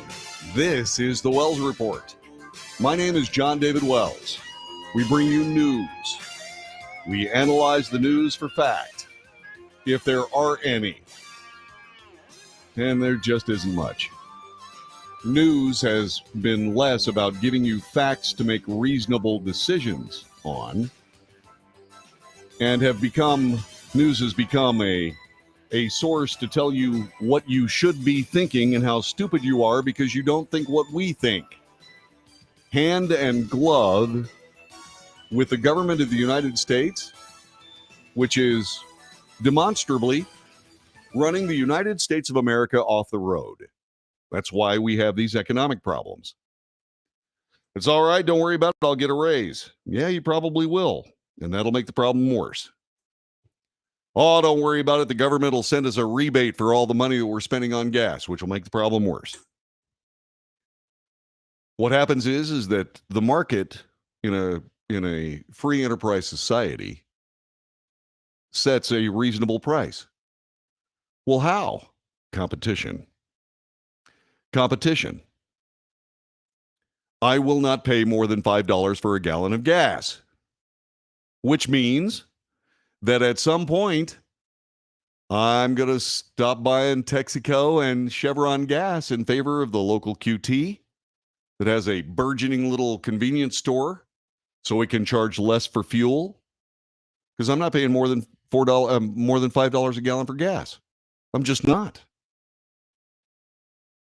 And if you do that and everybody else does that, what happens? Well, gasoline becomes $4 something a gallon, which is still too high. The government does have a role to play. What is it? Use our natural resources.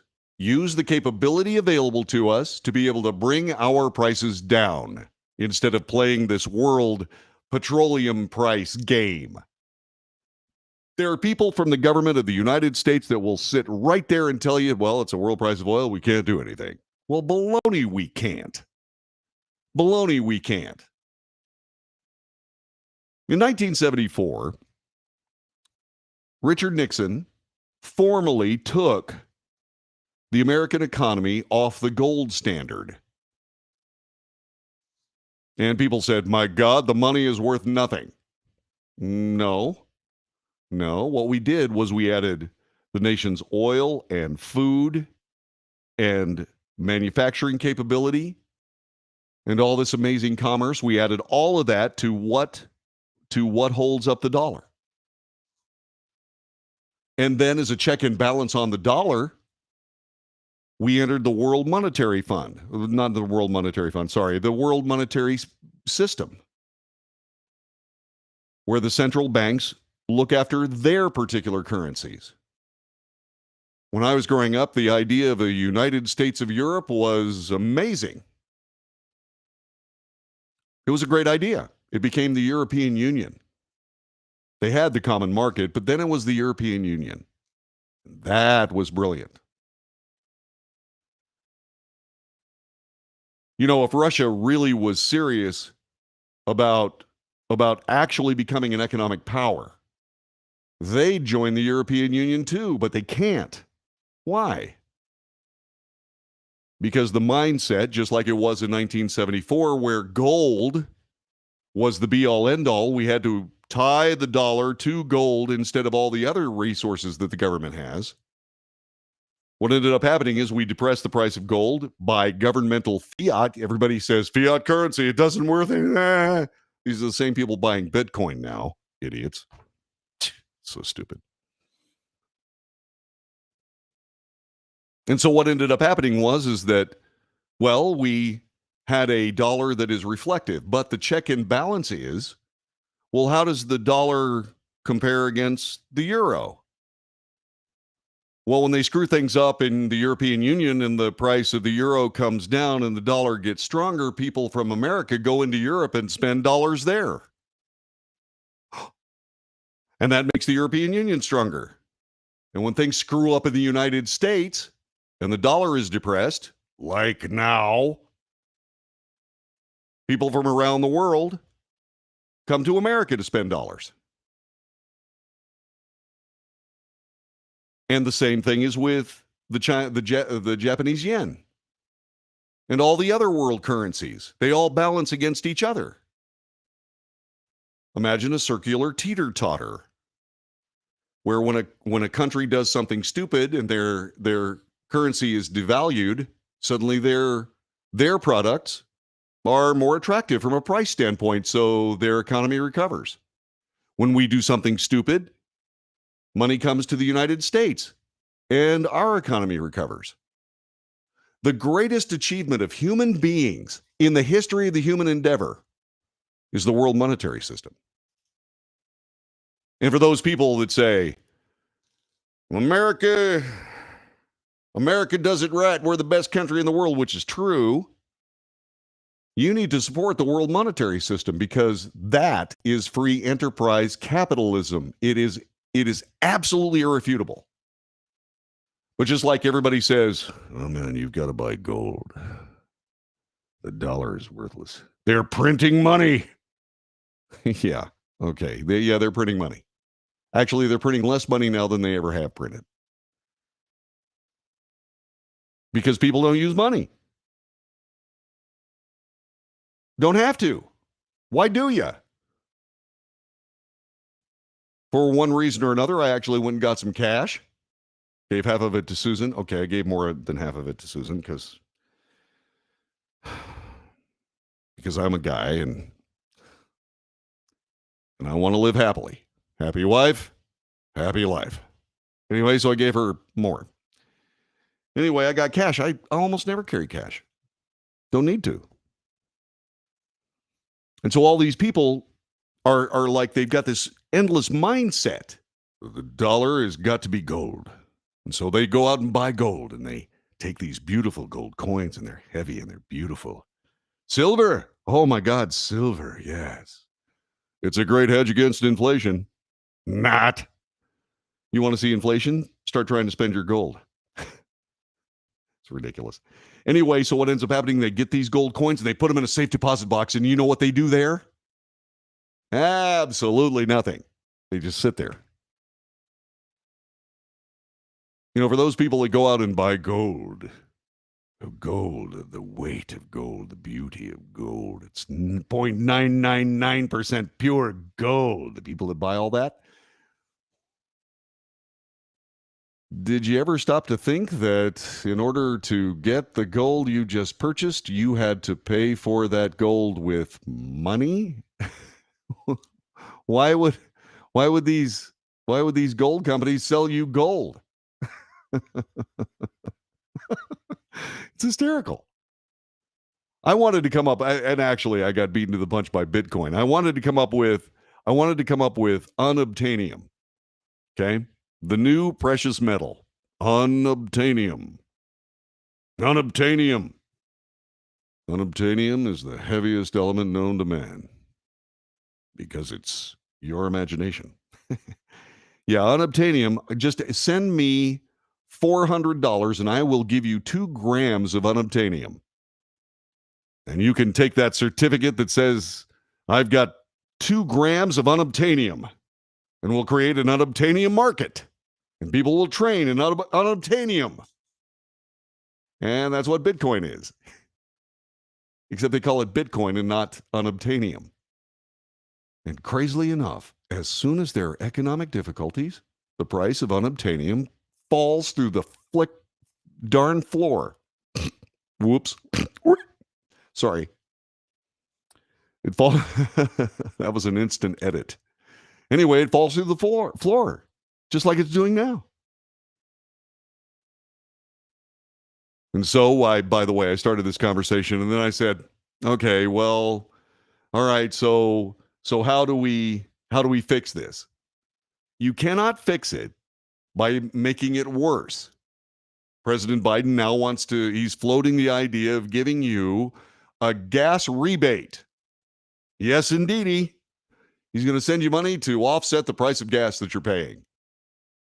Well, the reason we're having high gas prices is because the president and other presidents threw money at COVID-19. And Donald Trump was part of that conversation too, okay? He was there. The Republican Party was part of that too. They spent money like water for chocolate. Hand over fist, over foot, over face, over noggin, over liver, over pancreas. So stupid. Oh my God, we've got inflation. Huh? No kidding. When you're in an inflationary spiral, that's when you decide to make energy too expensive to use. What a bunch of morons. Just incredible. No, you need electric cars. Mm-hmm. Every year, twice a year, like clockwork, people have to stop using electricity. We don't have enough electricity. So bake yourselves in your houses in the summer and freeze yourself in your houses in the winter. How bad is that? I spent $2,300 on a generator. I can almost power my entire house. Guess what I'm going to do?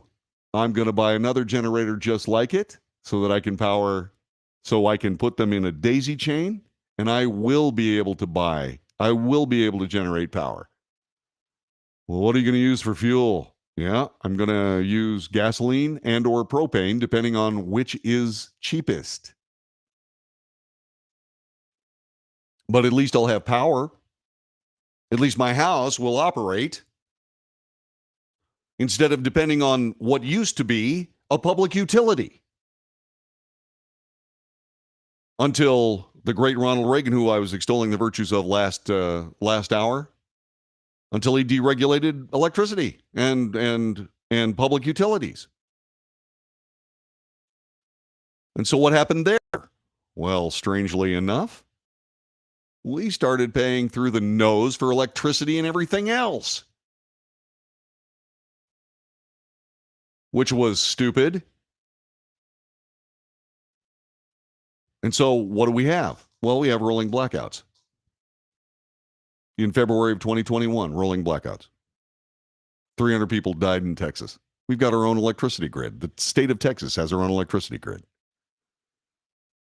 And because of the pirates running the actual electricity grid, a bunch of people that make more money than the president, actually one person makes more money than two presidents every single year like clockwork. They missed their estimates. They missed them in the summertime. They missed them in the wintertime. And this time in the wintertime, just in time for the coldest weather we ever had in our lives, they didn't have enough electrical generation. Was that the government? No. That was a mess the government created. So you see, when I start talking about the economy, and I will explain what we have to do to fix it in just a couple of seconds.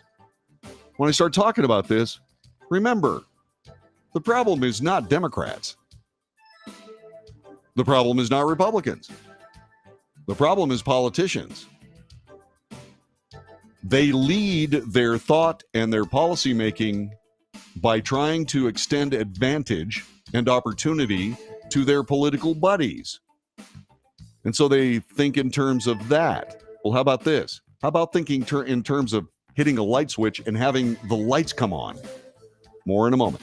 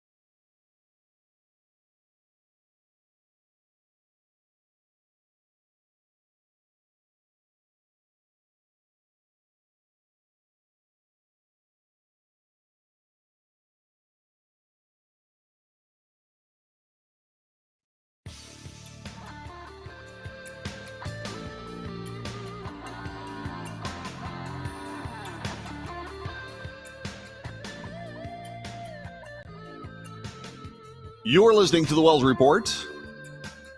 I am John David Wells. So we've been talking economics because that is the number one issue among Americans.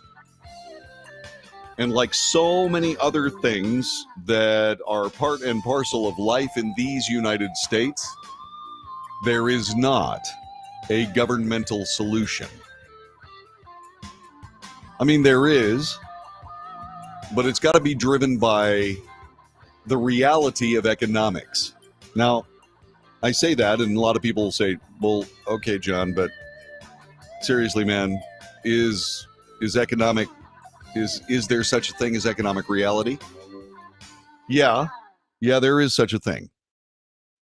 But it's hard to anticipate.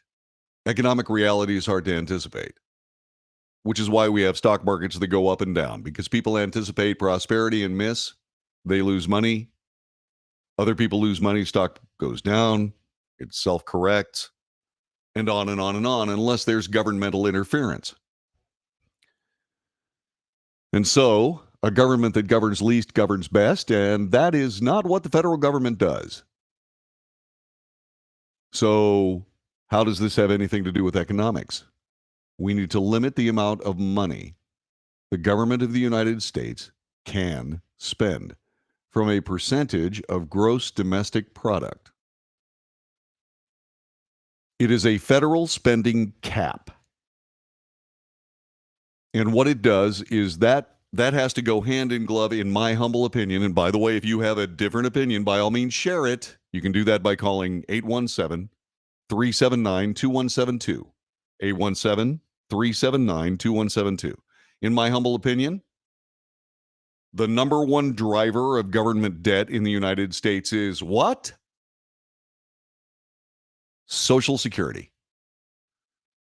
It is a behemoth.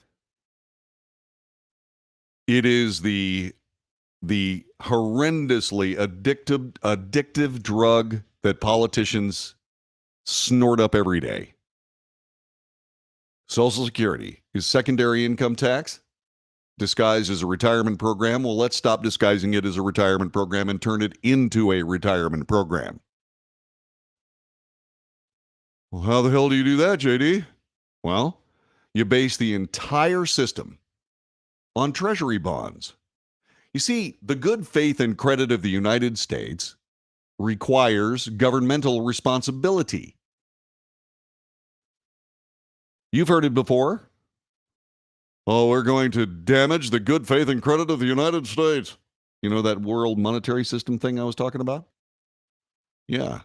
The world uses the dollar as its main currency because this is such a stable economic and governmental agency. The United States leads the world and should and will if we can stop these people from trying to screw us up. So what do? Well, you get control of the federal government. But there is a series of things that we must do. I'm going to tell you exactly what they are coming up in the next segment.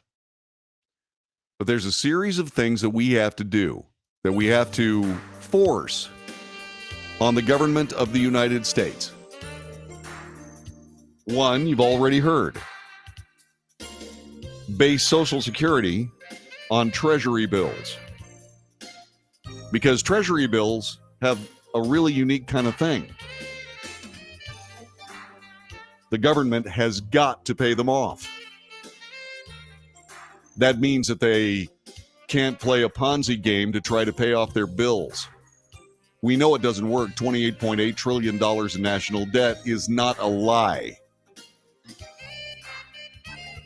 It's a reality. So what we do is we base Social Security on those bills, and they come due in 5, 10, 20, and 30-year segments, which is how you get it started in the first place.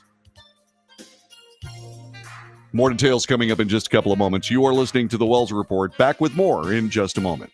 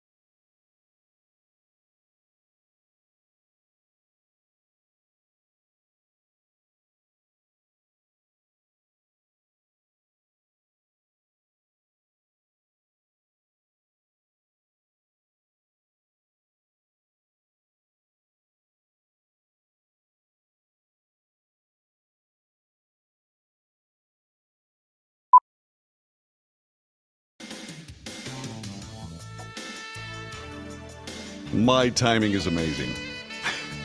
Stop laughing at my legs. People laugh at my legs. All right, you guys. Guys laugh at my legs. The women don't laugh at my legs. I got nice gams. Anyway. So let me do a couple of things real fast before I get into how we fix all this. Okay? Some of what these people are talking about really makes sense. That's why I'm giving this to you. Jessica says government ruins everything it touches. True. True. Because we base our government on politics instead of reality. So the first thing we have to do is we have to elect people that think in terms of reality instead of thinking in terms of politics. We have to have people running this country that think in terms of reality and not politics. And so, since we know that the current government has been, and will be until we change our minds, our government's run by the wrong people. So elect your neighbors. And the political machine that starts in Washington, D.C. with 1,000 people and suffuses out to 24,000 people in the mainstream media are going to tell you that the person you want to elect is incompetent, is immoral, is a crook, is this, is that, and so on and so on. Ignore it. Go to these speeches. Go to where these politicians are. Ask them questions. Well, Bill, I've known you for 10, 15 years, but the people running against you say you eat Cocker Spaniels. Raw. Is that true? No, I don't eat Cocker Spaniels. I've never eaten Cocker Spaniels. Indeed, some of my best friends are Cocker Spaniels. Gina, they say you're a seething racist. Well, you know, I can tell you that I'm not a seething racist because I am this race and my husband or wife is a completely different race. I have no problem with racism. Okay. Listen, start taking those people at their words and stop listening to the political machine telling you what to think. Now I realize I'm telling you what to think. I might be foolish. But I'm not. $28.8 trillion in debt from these paragons of virtue. These pure as the driven political correctness. They can't be racists. They're incompetent.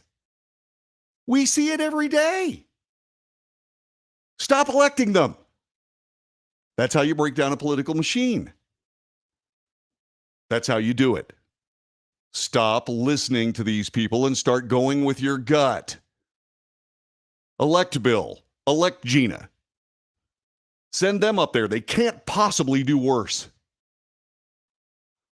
Mike Renouille says, frack. Yep, all of the above. Harvest American energy. Stop listening to these people that say we're going to end up killing we're going to kill the earth. No, chances are the earth's going to kill us before we kill the earth. Jessica says, finish the pipeline and every other pipeline. Let's start moving these assets around this nation. Flem says, leash the FBI. That's right. Get the FBI out of the politics business. How do you get that done? Well, you start electing Bill and Gina. If you're in Tennessee, in the new congressional district there, you elect Jeannie Batchelor. She's running. That's what you do. Oh my God, somebody's called us on the phone. Let's see what they have to say. Thanks for joining the Wells Report. How are you? Hello? Hello, may I speak to Susan? No? Okay, thank you. You're welcome. Finally get a call. and it's spam. Arg! Where were we? Oh, yeah. Let's see. Leash the FBI. Yeah.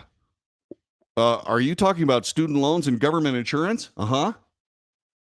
The government should be out of the student loan business, up to and including interfering with people who have actually gotten loans. The government should not be doing school loans.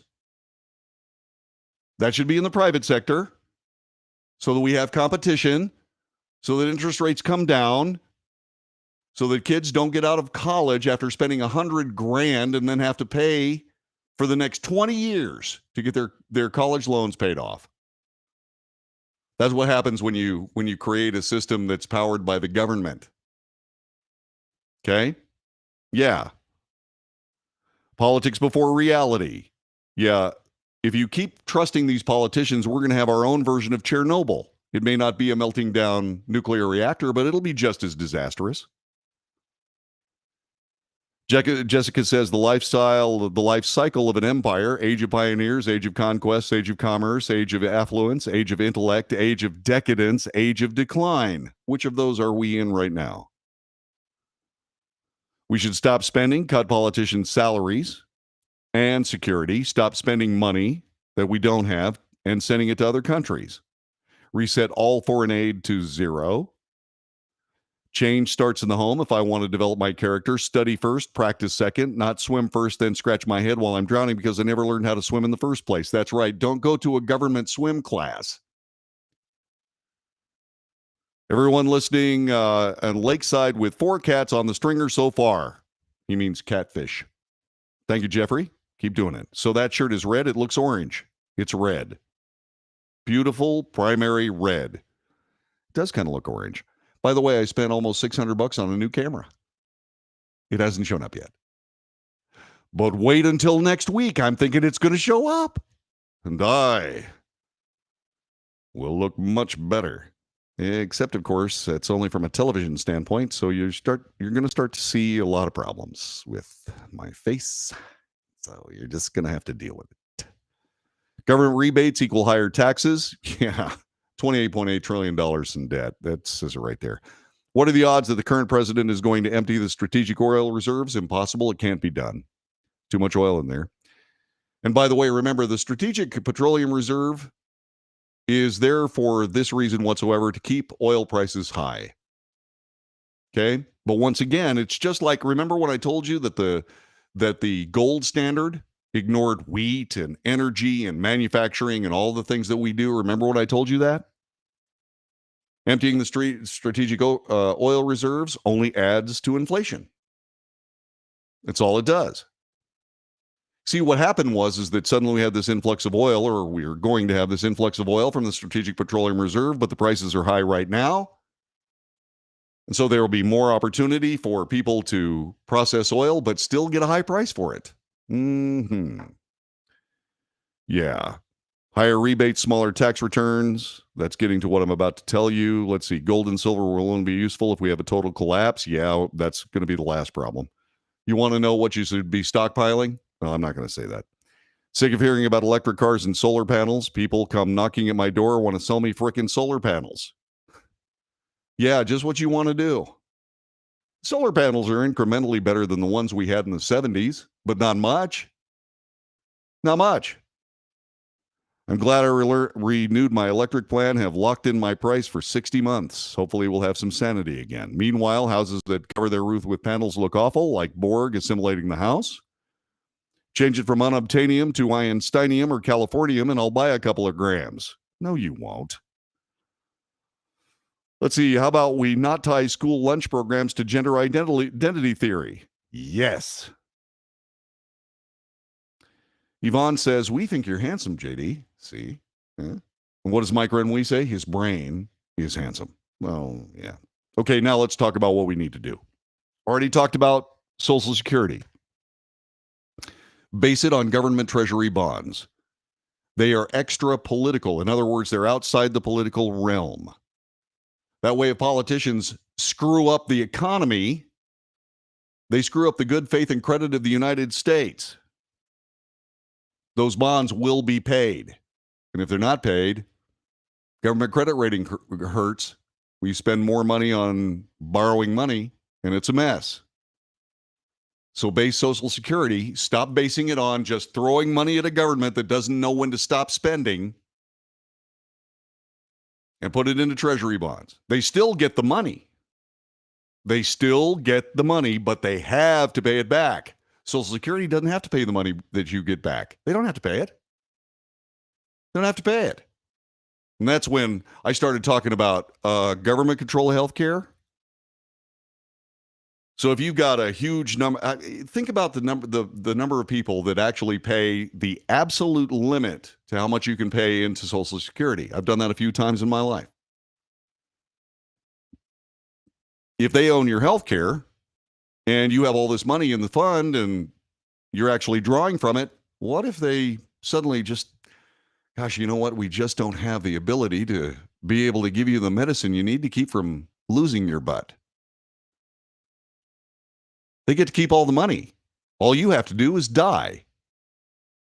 You think this government would withhold, if it was running health care, you think this government would withhold health care so that they don't have to pay out the money they owe you? All that disappears when they have to pay off treasury bonds, because treasury bonds you can pass along to your kids. And suddenly people start being able to build not just your retirement, but the retirement of your children as well. And when somebody comes up with this great idea, well, you can only sell 20% of your formerly Social Security treasury bonds. Don't do that or I'll replace you. Replace you. Okay, so that's that. Then, instead of saying we have to have something like term limits, make it impossible for politicians to, in good conscience or privately, screw up the economy. How do you do that? Okay, here's what you do. What you do is you put a cap on federal spending.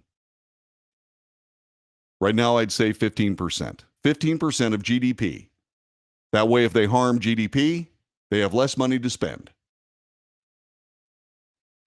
Oh, that's genius. Who? Did he really come up with that? Yeah, he really came up with that. Right? See how this is all coming together? Go to a flat tax system. Flat tax. Doing your income taxes takes about, 30 minutes at the kitchen table.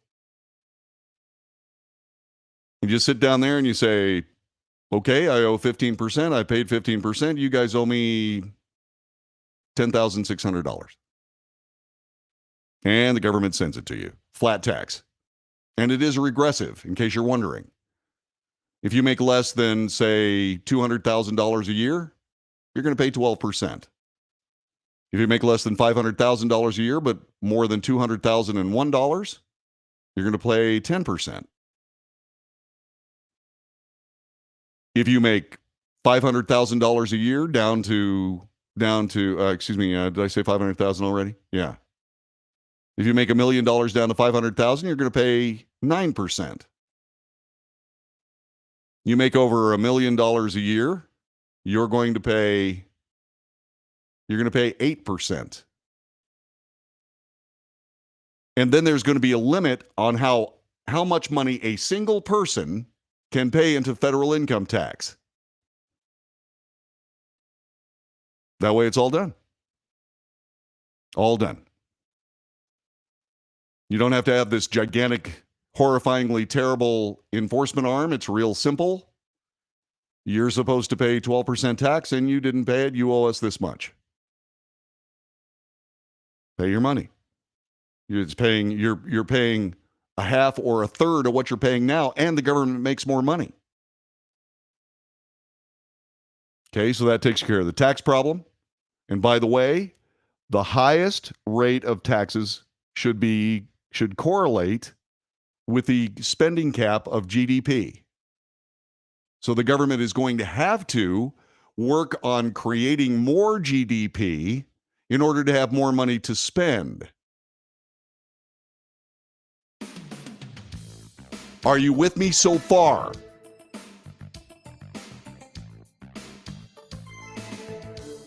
How do we get this done? Well, we're sure as hell not going to get it done by continually electing the same people. Stop it. Stop it. And we'll never have a better time. Everybody in Washington, D.C. is in their 60s, 70s, and 80s. And they're getting just a little crazy. Nancy Pelosi was talking about $25 per pint ice cream. Let's get her out of power before all ice cream costs $25 a pint. Quickly.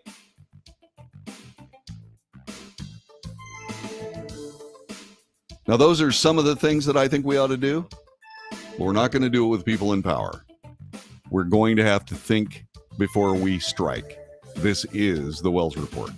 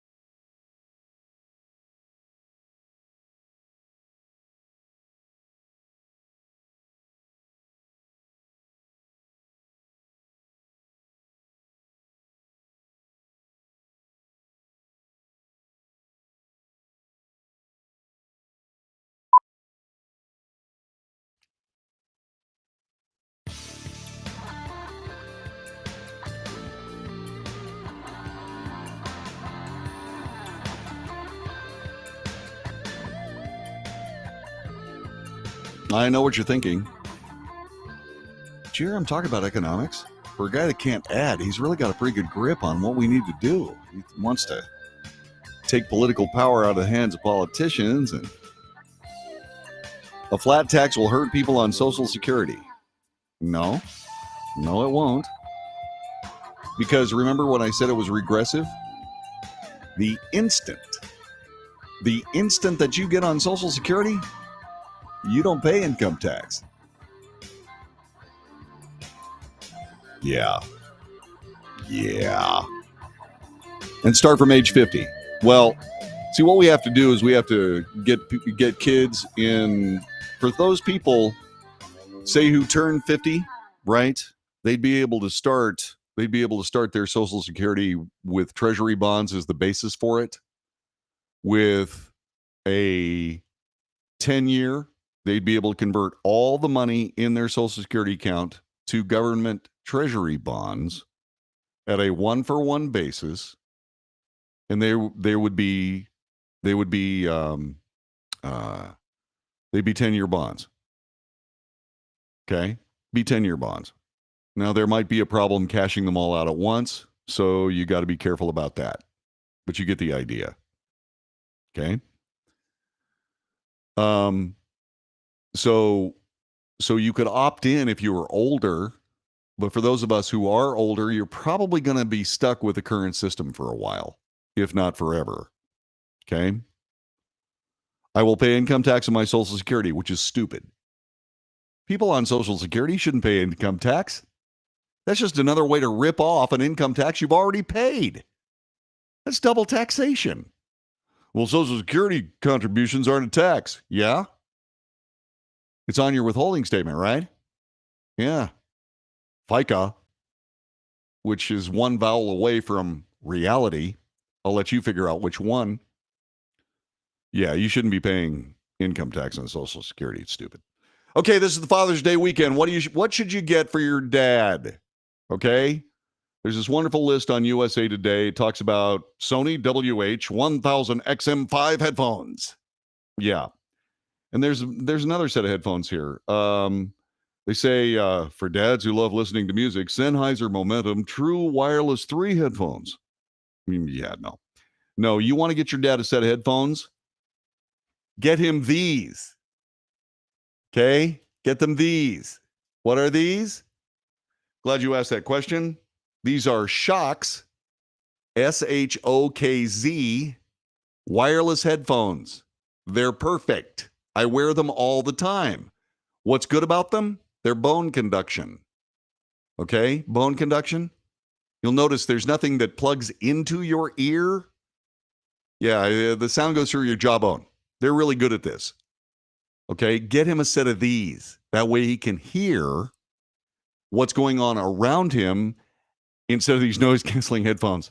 Man, these noise-canceling headphones were so good. A guy in a Mack truck hit his air horn, bah, and I didn't even hear it. Then he ran over me. Yeah, don't do that. Get him some of these so he can actually hear what's going on around him. They're Shokz. These are open ear run things. They're waterproof. They're perfect. They're lightweight. They go all day on one charge. They're amazing. And they're pretty tough. Okay, get them those.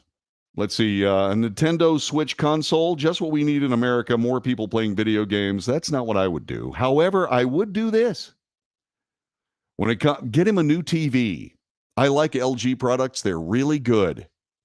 When it comes to investing in TV, you want to spend your money on something that will last a long time, provide top-of-the-line, high-contrast, high-quality pictures. The LG C1 is one of the best televisions we've ever tested. The picture color performance topped our tests.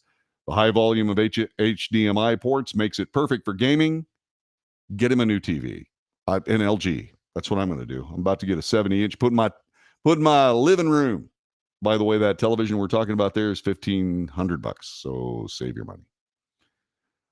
Here's another one. The Garmin Approach S12 GPS golf watch.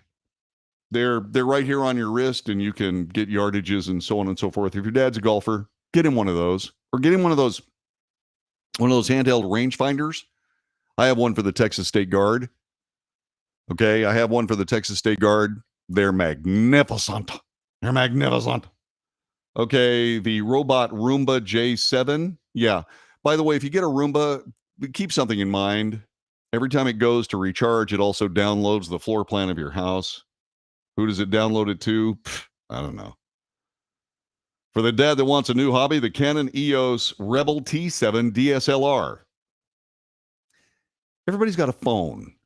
I've got an iPhone 13. It's got better lenses than any film camera I've ever had in my life. The color's not perfect, but it's good, right? Don't buy him a camera. Don't buy him a camera. Don't do that. See what else. For the dad who wants to start streaming, Elgato HD 60 Plus capture card. That's right. Easy setup, low latency, instant game view, all that stuff. No, don't do that. The Sonos Roam speaker, get data Bluetooth speaker. They are awesome. I've got one. It's a JBL. Why? Because I'm in radio and I understand that JBL speakers really sound good. So there you go. Fathers, God bless you. Keep ignoring the fact that everybody that thinks you're male and a father, because of all of that, you're toxic. Okay? If you have kids and you're not married to the mom and so on and so forth, make sure you support your kids. Be fathers. Let's be men. Let's show them what male toxicity actually, what the benefits actually are. Until Monday, have yourself a great weekend. Bye-bye. Okay. There you go. Good night. God bless. Mwah. I will see you Monday. Okay? Take good care of yourselves. Be safe. No dying. No dying.